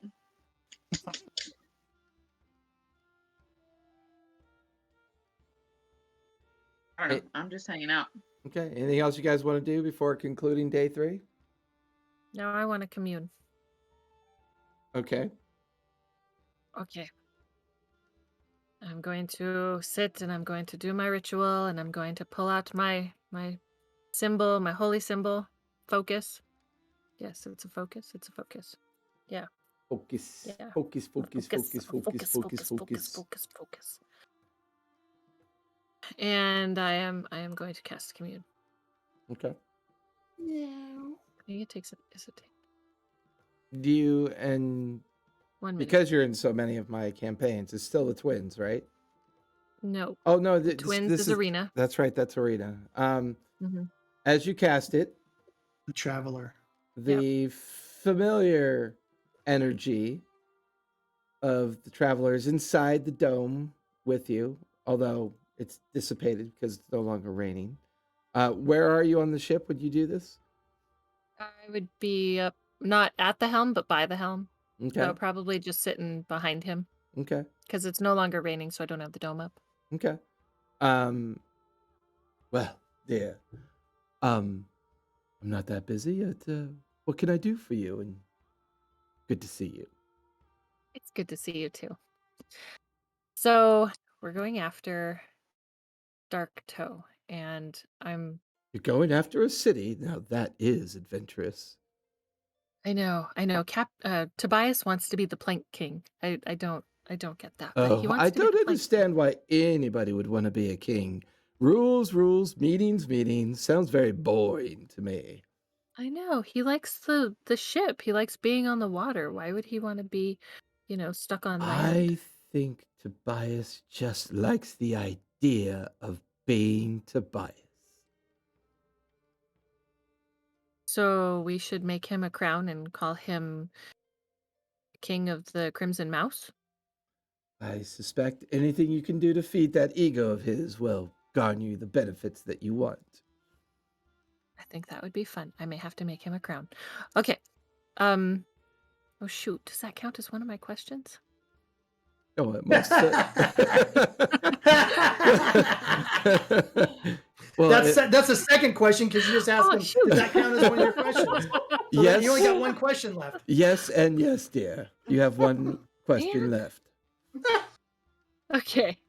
I gotta make it a good one. Okay. Well, they're all good questions, darling. I mean, it's just a matter of whether. And they're all good answers. Well, I do my best. Yes.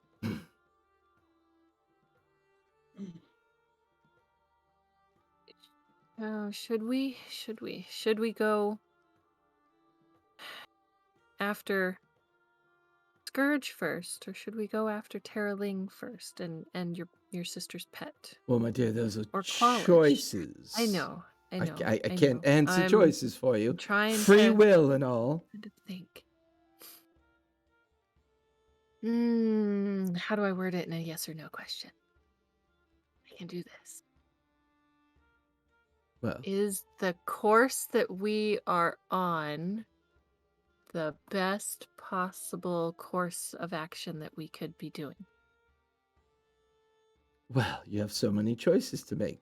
Is this the better of the choices that you've made? I would say yes. I think this is a good choice. Okay. Thank you.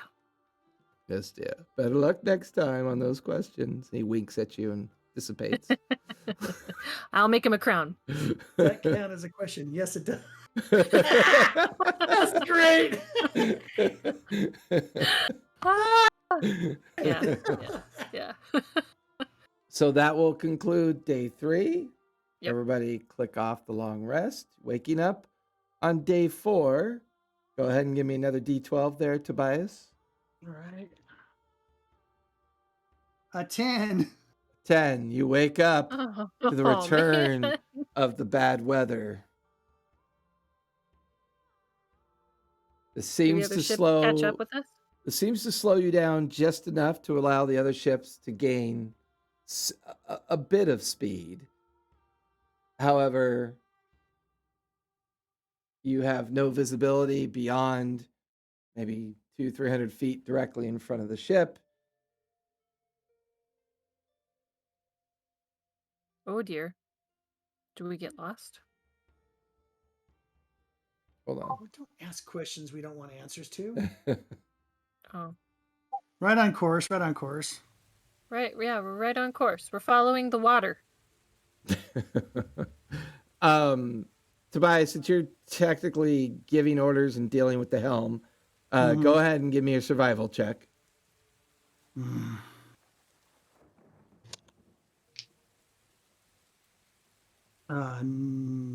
Dirty 20. Dirty 20. You immediately begin to recognize the kind of like green coloration of the water. It's gray, kind of like shallow kind of look about the water as you get the feeling that you're near the reefs. There are some very small minor reefs near the broken bank. The fact that you can see them tells you you're specifically near the island at this point. They're not predominant reefs. At one point, there's a slight partial kind of where the visibility breaks open just partially. And as you kind of look across over in the direction that you believe to be the island of Broken Bank, realizing that at some point in the night you had passed by Vite K and the creature no longer following alongside, you could just barely make out some of the beach headlands of Broken Bank. You're definitely getting closer. Steering towards the opposite side of the island, you begin to look in the direction of where the Broken Bank village should be, but the heavy overcast and rain makes it very difficult to see any sign of it. However, you do eventually, by late morning after everyone's up and kind of getting the day already started, you manage to make your way into the Broken Bank Cove. As described, as soon as you get into this cove, the weather actually kind of dissipates around the island. And from here, maybe 1,000 feet off to the bow of the ship, all of you, without even really having to make a perception roll, can see the absolutely destroyed remains of the village of Broken Bank. It looks to be completely ripped apart. The small shanty-like buildings have been shredded and pulled down. You can even see great, like, glistening, slimy, residual trails that lead down into the water of the beach. Because of the way this cove is, it keeps the weather from crashing directly into the cove. And so you can kind of see this beachhead that looks to be very turned over, and great gouts of sand have been pulled up and splayed across the beach. You can see where debris has been pulled down from the village and kind of let loose into the beach itself. Something occurred here. Does it look like it had, 2 giant legs and 5 heads? I mean, if you got closer, it'd be easier to tell that. But from this distance, it's hard to know for sure. Should I send Pepper and look through him? Yeah, I'm gonna send Ember too.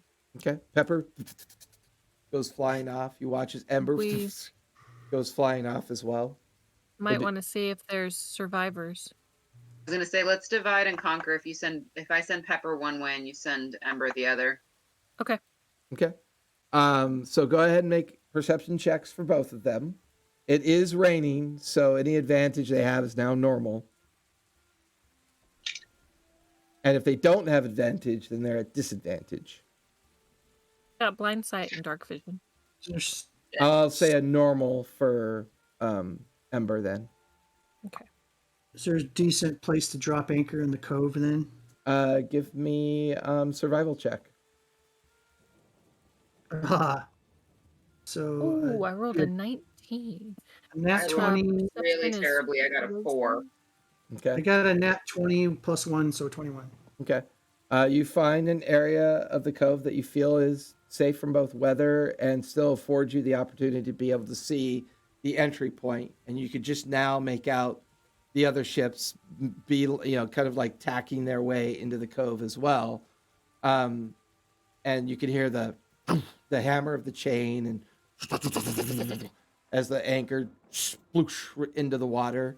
Sam, Pepper's struggling between the wind and being able to see. She's circling the beach and having a very difficult time seeing anything on the beach. Fire, where'd you send Ember? The other direction.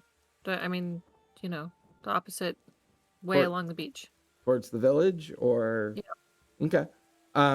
Ember kind of picks up speed, uses the wind to kind of course her way down into the village. As she's circling the village, you're picking up glimpses of a small village. It's not very big, maybe 30 dwellings, some large, maybe 2 or 3 larger buildings. The destruction here is total. There's not a freestanding building that you can see anywhere. Huge areas of dirt have been turned up and ripped apart. You can see where palm trees have been pulled down and shattered under some kind of large force. There does not seem to be any sign of either bodies or survivors. Guys, I'm not even seeing any bodies. It's not It good. can't be good. That means we're going to see them undead soon. Yeah. Does it look more like they were dragged off by those undead fish creatures, or does it look more like an undead hydra? Well, I mean, as points of reference, are you proficient 'cause you in either remember one of those? Do you remember how they looked like they were dragged by the fish people, and there were like scraps of skin and clothes as they were due to like, dragged out of weather, portholes and stuff? yeah, the problem is due to weather and the fact that you're seeing through Ember's eyes. Okay. It's just there's too much going on, and the distance is just too expansive. Okay. You'd probably have to get in and amongst the wreckage and the destroyed village to know for sure. Okay. Do we want to go on shore or send a couple people or? Well, What? we have to if we Should need wood. Does the ship still need wood? I mean, there's plenty of supplies still left on the ship to afford any kind of repairs. Okay. The hope was to, safely anchor the remains of the fleet here, do any last minute repairs, and then outfit the Acorn to then make its way towards Darktow and do some reconnaissance. Which we can still do. Sure. We don't need other people for that. We are capable. We don't want to go on shore? Kind of creepy. No, I don't want to go on shore. Fair enough. What do your little creatures see? The little creatures. A lot of destruction and no bodies. Okay. We'll wait for Captain Alabaster and see what we're gonna do. Okay. Morning gives way to early afternoon. The other ships weigh anchor nearby. You watch as Captain Alabaster's tandem gets alongside the Crimson Mouse. He comes over the railing and kind of stares off in the direction of the Broken Bank village. Well, that changes things a bit, I think.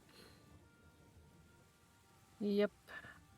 It seems like things are always slightly ahead of us.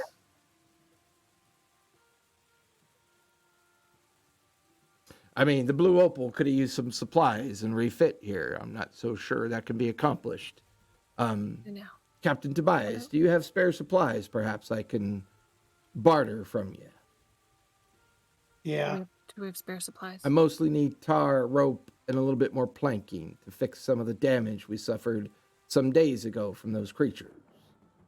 Yeah, do I have enough? I'll give it to him then. Okay, you guys spend a few minutes organizing the crew. A bit of the resources are taken from the hull and shifted over to the tandem, and he kind of makes the tandem go off on its own. Comes back to look at all of you, and so what's the plan? Are we still sticking to what we intended to do? That's my goal. I mean, do you feel like you want to leave your ship here? Oh, I intend on staying with the Blue Opal. I mean, I'm gonna oversee the Trident, the Blue Opal, and the Crimson Mouse while you lot take the Acorn in the Dark Toe. No, okay, I'm good with that. As long as someone's staying that I've knows what got they're doing. a handpicked it. Since the Acorn's a bit more of a small, fast ship, I've put together a crew of 12 to help.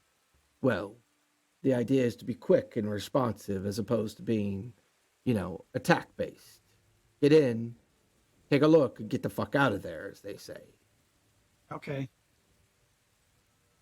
All right, well, we'll make we ready the go. ships.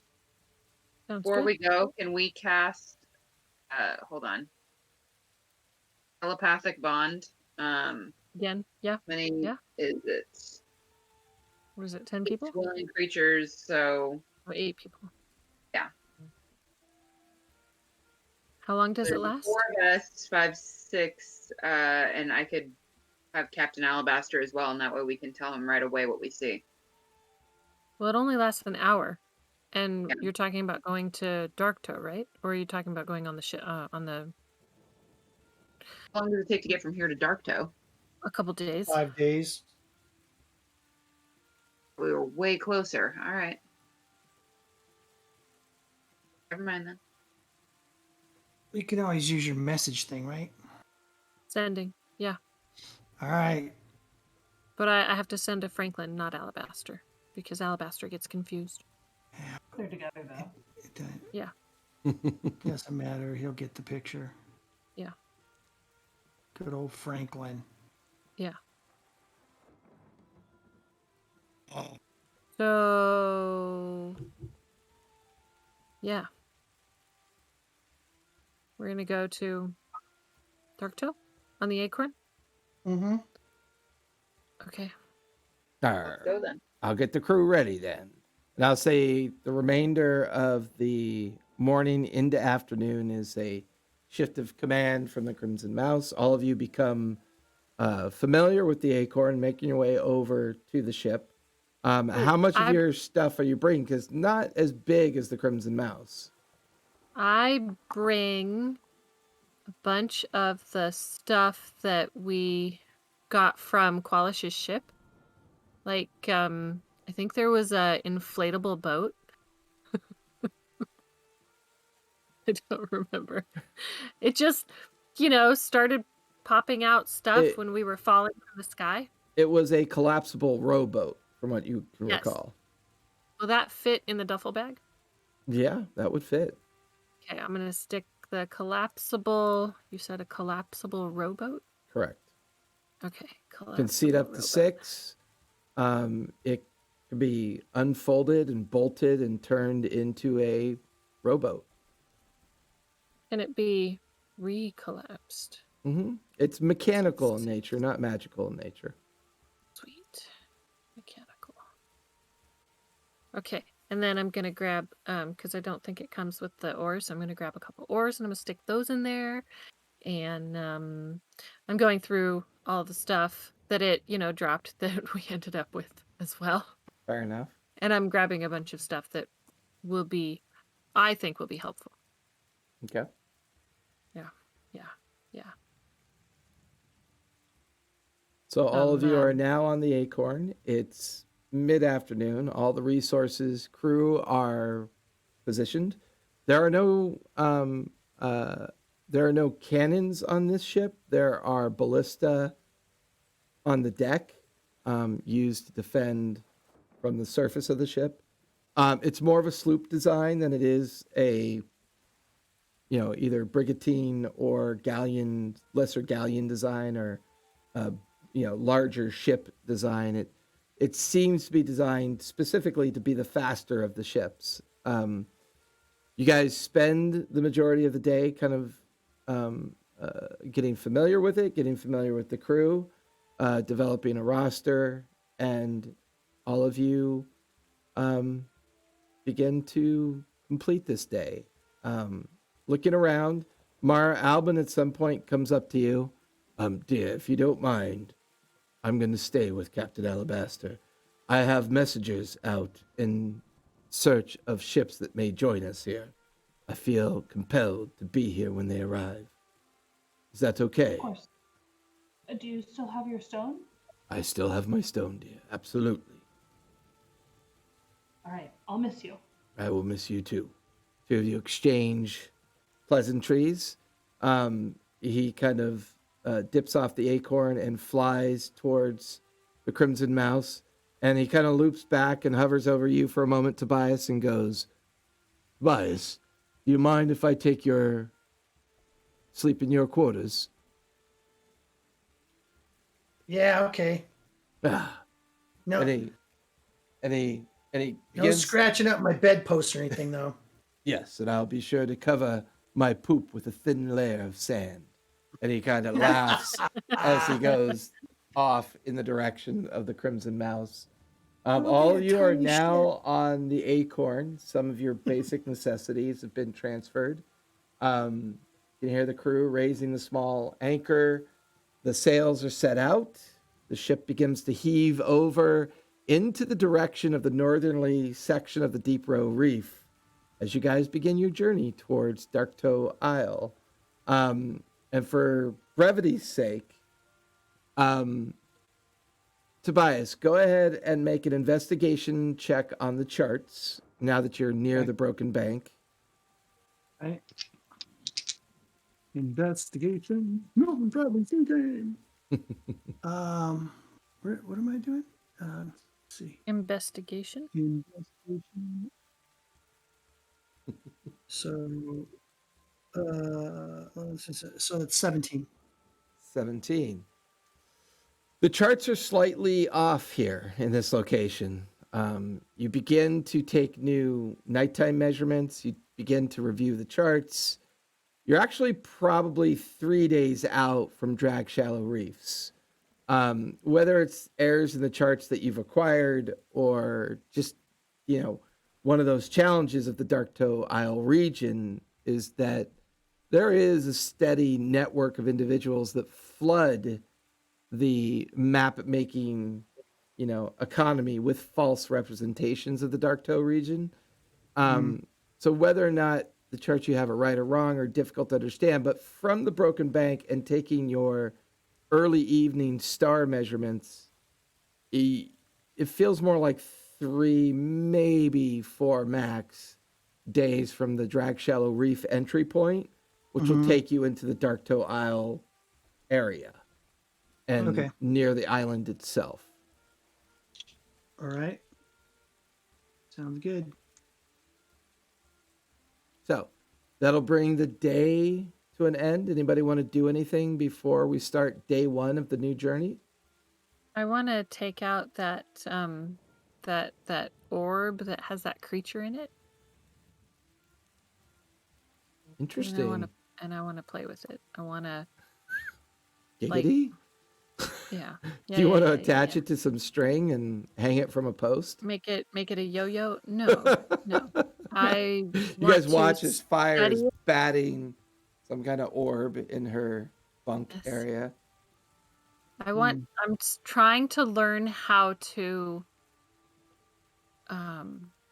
open it. How to control the creature. Give me an Arcana check. Come on. Big money, big money, big money. Give me a natural 20. 16. 16. I don't think I have any pluses. Arcana, yeah, 16. The nature of the orb is still what it was from that point of its recovery from the room that it was guarding. There definitely is a creature inside of it that has now taken on more of the semblance of something trapped, as it no longer has a responsibility as a magical item or a magical, sentinel of sorts. It it's small at one point when you're studying it. It's like kind of tentacles kind of stick to the interior of the orb and then unstick and kind of drift away. It's kind of circling around inside of a milky grayish substance, and it surfaces back up to at a point that you stare at it and it stares back at you. Um, there's no like divine sentience here. This feels like a creature from someplace, somewhere, that has been magically infused into this orb. This orb probably is the means of controlling it. This orb is probably capable of being studied and understood, but its magical enchantments are slightly above what you know in regards to Arcana. I want to cast legend lore on it. Okay. Taking some time after doing this investigation, you unfurl the incantations of legend lore. Mhm. There is a familiar pattern with the construct and nature of this thing. It is not an old item. It's not an old object, which is strange considering, well, it's as old as the sentinel nature of its existence, protecting the 3 chests that you had returned to the halls. But Which is, what, 20 years? yeah, for items of legendary proportion, this thing's very young considering the amount of magic that it's capable of. But there's a similar or a familiar energy about it. Whoever it was that made the chests that contained Bartholomew's remains, whoever it was that, well, whoever it was that made the shackles that you recently had come upon, whoever it was that made the traps and locking mechanisms on the trap, this orb bears a lot of the same magical signature. But once again, it's not a named item. It's almost as if whoever made this thing is astutely aware of the challenges of defeating a spell like legend lore, that it reveals too much. And now you're beginning to feel more and more that whoever created these things created with the intent of them not being identifiable or being clearly understood as almost a way of defending these items from being utilized by other individuals. A signature of a very powerful wielder of either the infusion of magics, the invocation of magics, the creation of magical devices.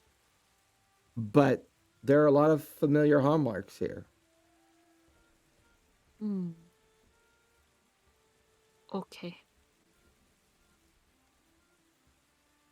Anybody else want to do anything before you settle in for the evening? I turn into a dolphin and just go swim around in the water to kind of explore a little. Sure. As you guys watch as Sam kind of swan dives into the water, immediately turning into the form of a dolphin, you begin to circle the ship and the immediate area around the ship. Go ahead and give me a perception check. I believe with advantage as a dolphin, correct? I would have to look that up, so let me see.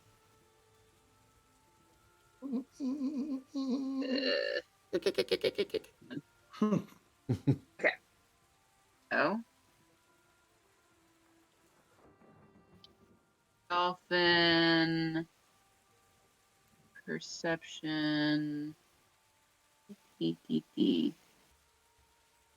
No, it doesn't give advantage for dolphins. Yep, go ahead and give me a perception check. God, I've been rolling so terribly. 7. 7. Jesus. I mean, the water here is pretty well churned up. I mean, there's been a lot of storm activity, a lot of other, you're still not super close to Broken Bank anymore. I mean, it's off in the distance, but it's not the crystal clear water that you would normally prefer. Circling about, you see no obvious threats in any way. You don't see the sign of that previous creature that you remember seeing before. There's nothing that you can tell that looks threatening at this point. All right. I can't tell like what the terrain is like coming up or anything. Swimming. Like, is it gonna be very stormy or? I'll say that if you were to, in your dolphin form, swim down deep into the sea, give me an investigation check from that perspective.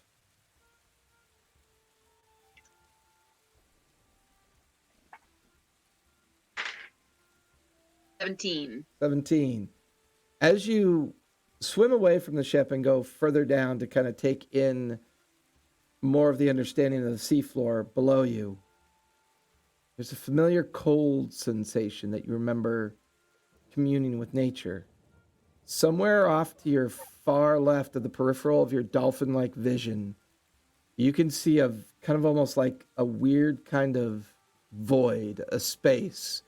And then you notice for the first time, like remains of creatures, just little bits of meat and bone floating nearby. Focusing on that dark void, you watch as the void itself almost seems to notice you and shift away from you and begin to drift away from your vision.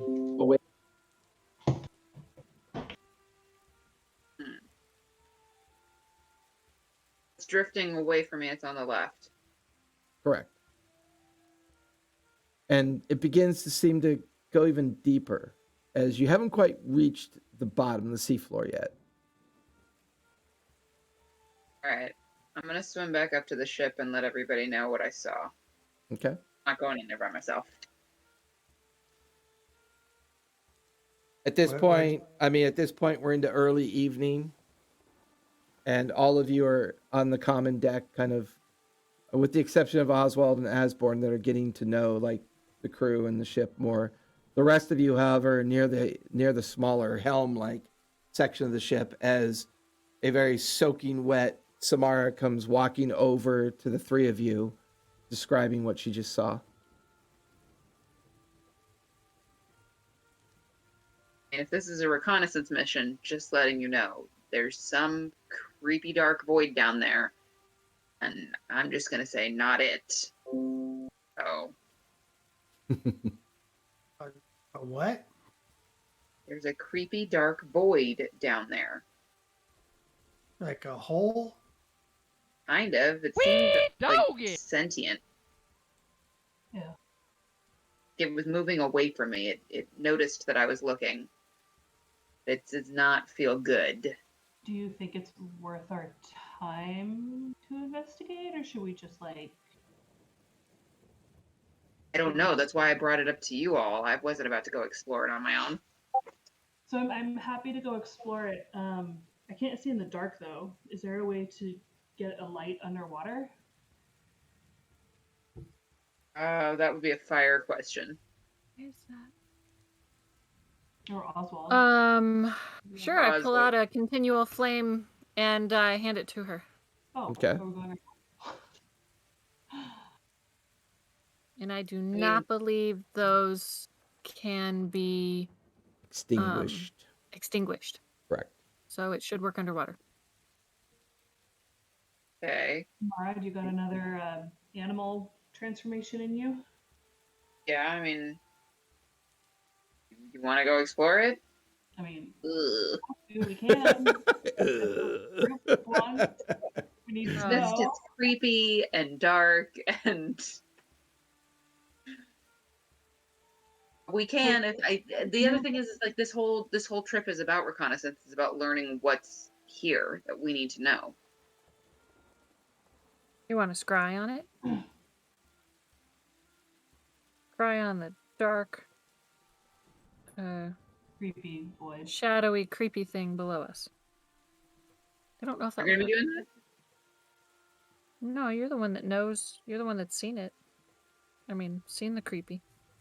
Okay, I can try. Let's do that first, and then if it doesn't work, we'll think of something. All right, you guys cool with that? Yeah. I mean, you could even use the gem of scry. Out of character, Jason, does that have charges per day? The gem of scry? Mm-hmm. Have you guys identified it completely? Yeah.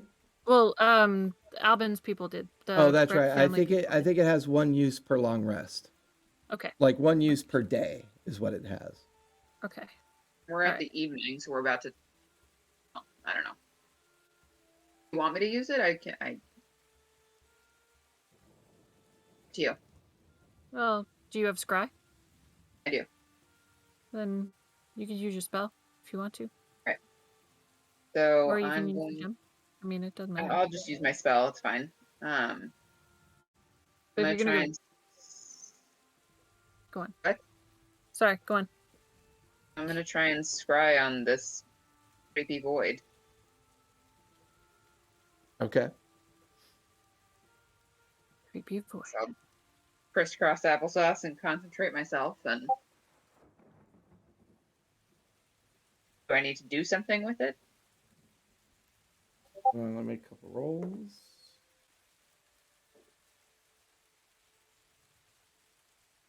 All of you watch as, for some of you, you watch as Samara slips into a familiar trance. Are you using the scry gem as well?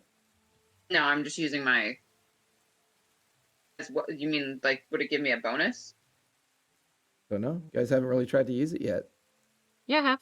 I used the scry gem on Qualish, and Oh yeah, that's right. Yes. Yeah. It definitely, the one thing using the scry gem does for you over using the spell is the scry gem has a better chance of penetrating the veil. It gives it a higher DC for those to resist that are the object of the scry and I would attempt. definitely hand it to her and say, "Hey, scry with the gem." Yeah. Yeah, then we should probably say then yes, because Yeah. this is serious business. Okay. So clasping it in your hands, focusing on the gem and the power and the energy, you feel your third eye go above the ship, and your trance-like state, you watch as it circles and plunges into the water. You send it off in the direction that you remember seeing the void. There's even a moment where you send it off in that direction, and after maybe 2-3 minutes of it quickly making its way through the water, a familiar cold like feeling kind of comes over you as you feel the scry effect or the scry energy get near something. And as your third eye focuses and it rotates and it's looking for the source, off in the distance, you could see what looks to be a medium-sized whale. And then you quickly shift in that direction as the void is wrapped around it. And you watch as the eviscerated remains of the tail kind of float away from the dark void. And your eye gets closer and circling this thing. You watch as it shifts towards a school of fish. And as it passes through this school of fish, you just see bits of meat and bone left in the wake of this void. You watch as it shifts again, turns. It sees a pod of dolphins and it quickly zooms in that direction, absorbing the pod of dolphins. You see skin, meat, and bone, cartilage kind of coming off of its form as it's within a few minutes of it doing that, you watch as the void gets slightly bigger. It undulates with a weird kind of energy and shifts and turns.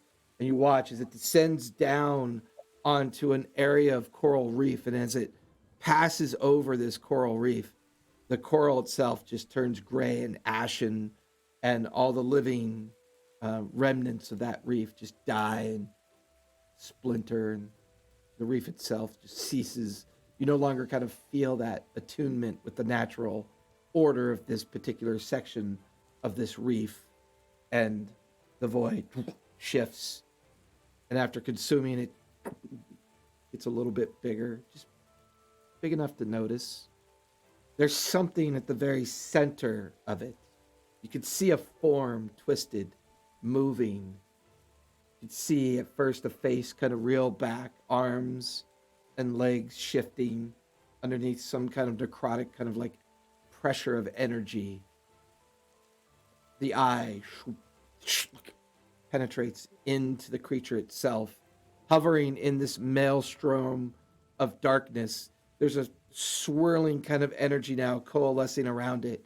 In the very center of this void, you can see this deformed like creature. It's hard to tell for sure what it is, but it seems to be amphibian in nature. You can see webbed fingers, gills kind of undulating, and like a noxious kind of liquid kind of pulsing out.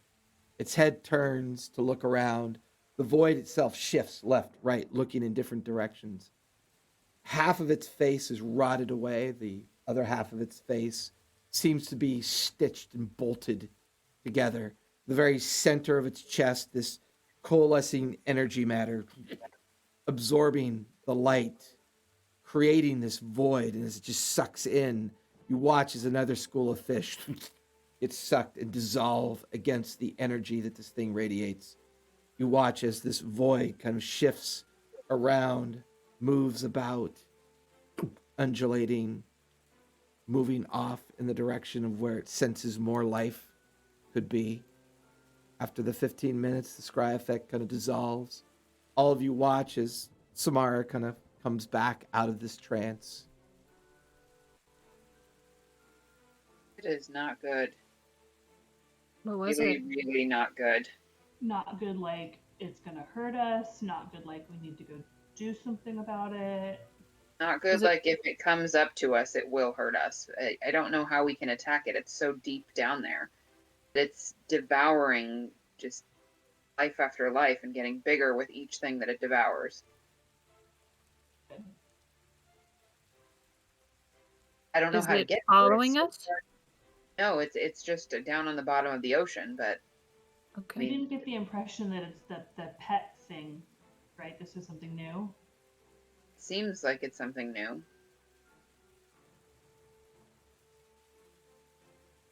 Just we need to keep this in our sights because it's progressively getting bigger. Who knows how much longer it'll take before it is big enough to come to the surface.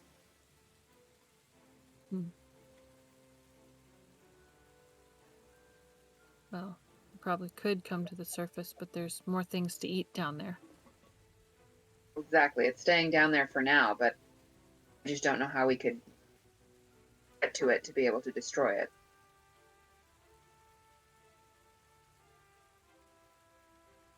Water breathing? Yeah, but how are we? Can we cast underwater? Yeah. So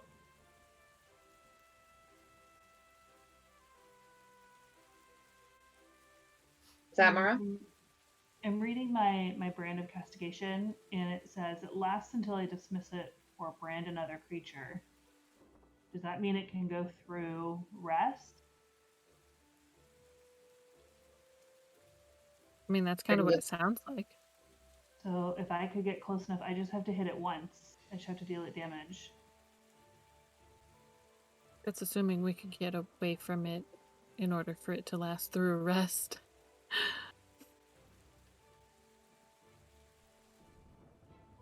Right, but I'm wondering, like, instead of full on battle, if we can just track it and wait until we have to battle it. Does the brand of castigation deal damage? No, so it's basically Hunter's Mark. Okay.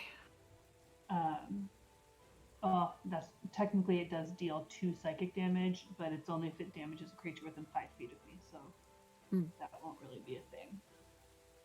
Okay, so How fast maybe was it moving? I mean, it wasn't moving super fast. It was just devouring a lot of different creatures. There was a whale and a school of fish and coral, and with each thing, it got bigger. Do you think that I could outrun it? Give me your survival check, Sam. See. I roll 15. It definitely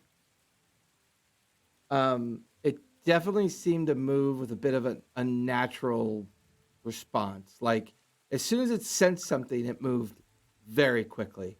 You're not sure whether or not Mark could keep up with it. Oh, you know what though? I can step into the ethereal plane.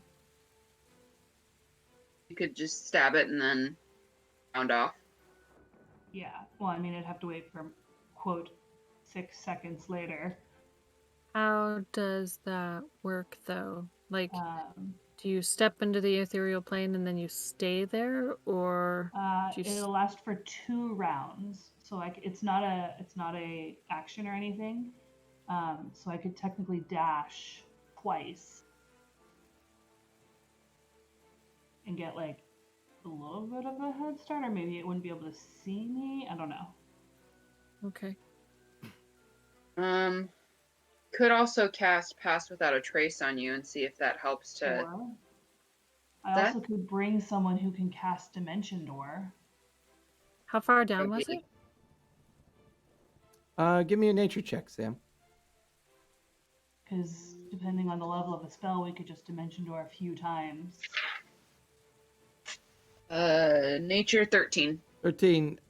Definitely somewhere down on the seafloor bottom. It was all the way down. That's more than 100 feet. I mean, 500 feet.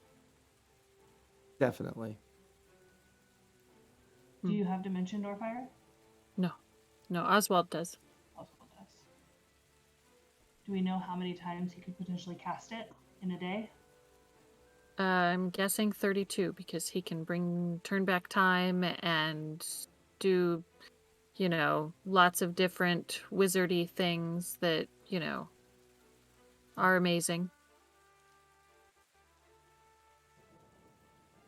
I don't Is know. Oswald with us at this point? I know that, out of game he's not here, but is he with us? No. I Yeah, thought he he's was down. with Yeah, Oswald. Oswald and Asborn are both down below. It's a 4th level spell. Or could Okay. we just ask Oswald if we could? No. Oswald, how many times would you be able to do Dimension Even Door? just like, can you do Dimension Door, please? Well, he's down below. You'd have to go seek him out. I go downstairs. Okay. Okay, I'm trying to see if I can pull up his sheet. He has 3 4th level spells. Does he have 5th level yet? He has 2 5th level spells.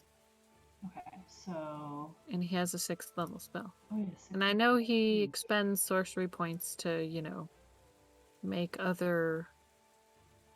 So it's 500 feet. Is that right? So 500 feet times 6. It's 30,000 feet. That's a lot of feet. Will that get us to the ship? Well, 6 times 500 is 3,000 feet. 3,000. Wait, how far did we say it was down? Very. The bottom. Yeah, you're not really entirely sure. I mean, at this It point, was very. I mean, It's a dolphin swimming for a while. That's Yeah. how far down it is.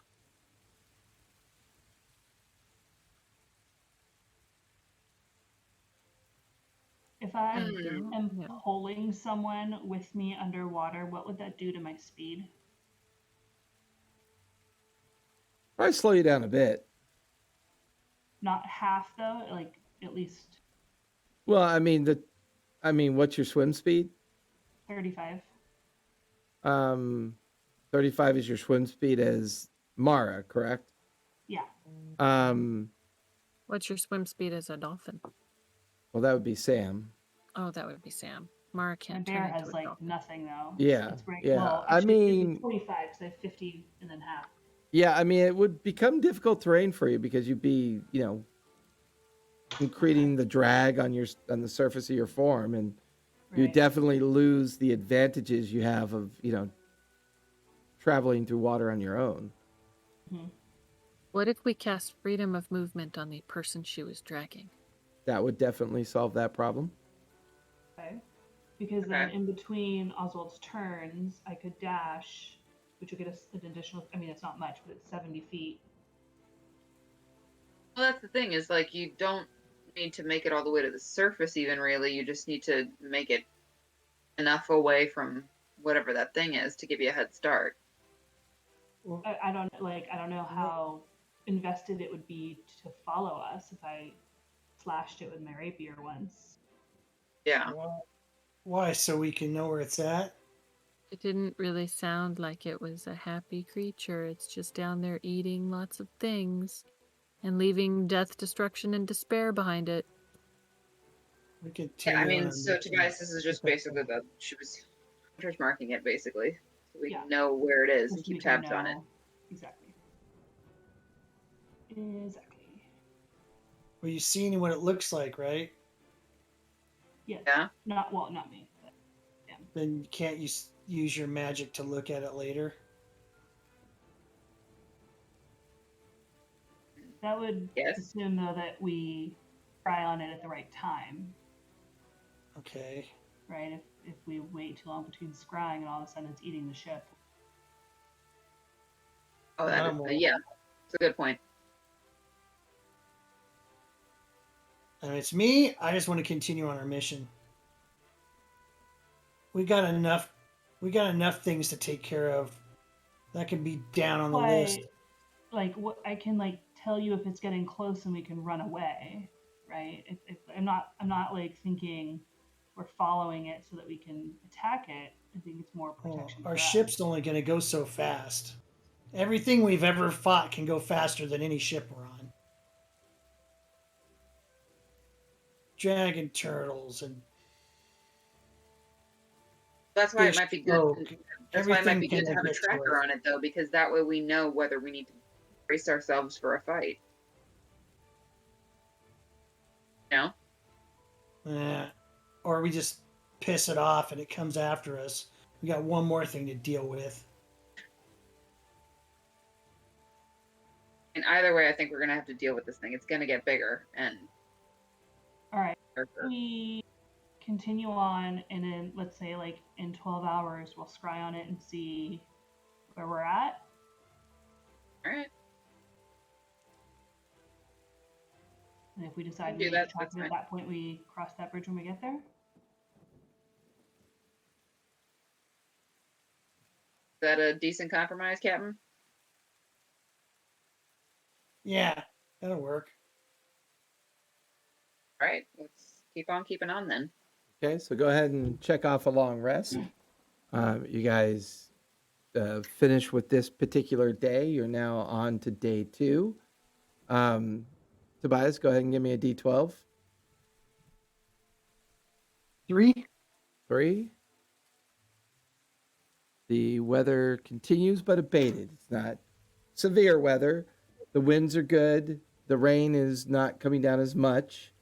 But the weather is still kind of wet, dreary, as you begin day 2 in the direction of the Drag Shallow Reefs and eventually towards Dark Toe Isle. So what did you guys want to do with day 2 during your travels? I want to look at the orb again, and I want to cast telepathic bond with it. Okay. As you cast telepathic bond with it, Visually casting it. so okay, we'll say that takes some time for you to be able to do that. Anybody else Yeah. want to do anything with their day's activity? I mean, in a bit, if it's been a long rest, like in a little while, I'm gonna have to do the scrying again. Okay. So you're gonna scry on the creature again, I'll Sam? sit with her while she scries. Yeah. Okay. And what are you doing, Mara? I'm gonna sit with Sam while she scries. Okay. So the two of you prepare yourselves for that. Tobias, you're managing the ship and the crew.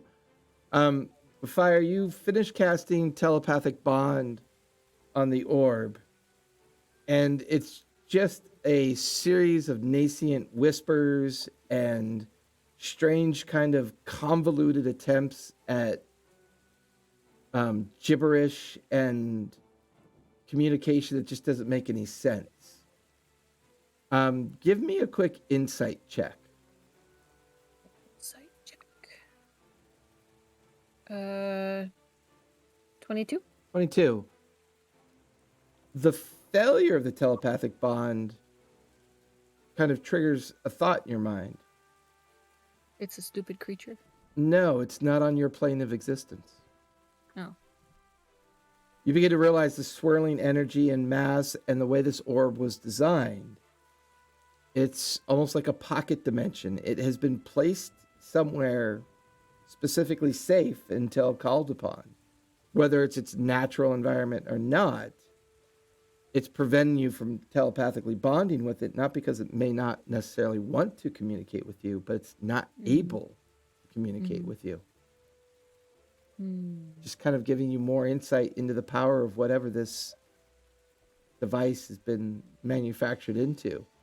For you, Sam, you conjure the scrying effect. The eye immediately comes up and plunges into the water and then stops right there at the bow of the ship, not more than maybe 10 feet under the surface of the water. You feel that That's not good. familiar cold sensation. Your scrying effect eye turns in the direction that it's feeling. There is a gelatinous-like thing that appears to be attached to the bow of the acorn. Its energy dark, undulating, no longer a void of spectrum, but a blackened energy like mass that is pulsing. And it seems to take up about half of the bottom of the surface of the vessel. You can see coalescing kind of like green and yellow like strands of energy kind of crackling along its surface as you watch the surface kind of briefly harden and then kind of shatter and crack. And you watch as this thing begins to peel apart this miasma-like cocoon. You watch as this creature begins to pull itself out of it, then another one, as a swarm of these strange-looking creatures begin to crawl and pulse out of this form on the bottom of the ship. And that's where we're going to finish tonight. Oh man. Sounds lovely.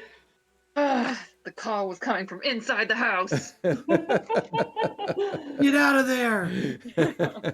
All right, everybody, thank you for joining us tonight. Hopefully we'll have our other two players back soon. I did get a message from Asborn. They were celebrating his brother's MCAT score. Evidently, it was a very Yay. high score and definitely worth celebrating. I think it came out to be like a 521. If memory serves well, that's actually a really good score to take on the MCAT. Getting into medical school is not easy. We all know how hard that is. So the about's down below. Come visit us. Come over to our Discord. Join us. We've got a lot of cool things coming up. So, hey, like I always say, be safe out there. Try to be kind to one another. And don't forget to play a game. Good night, everybody. Thank you. Bye. Bye.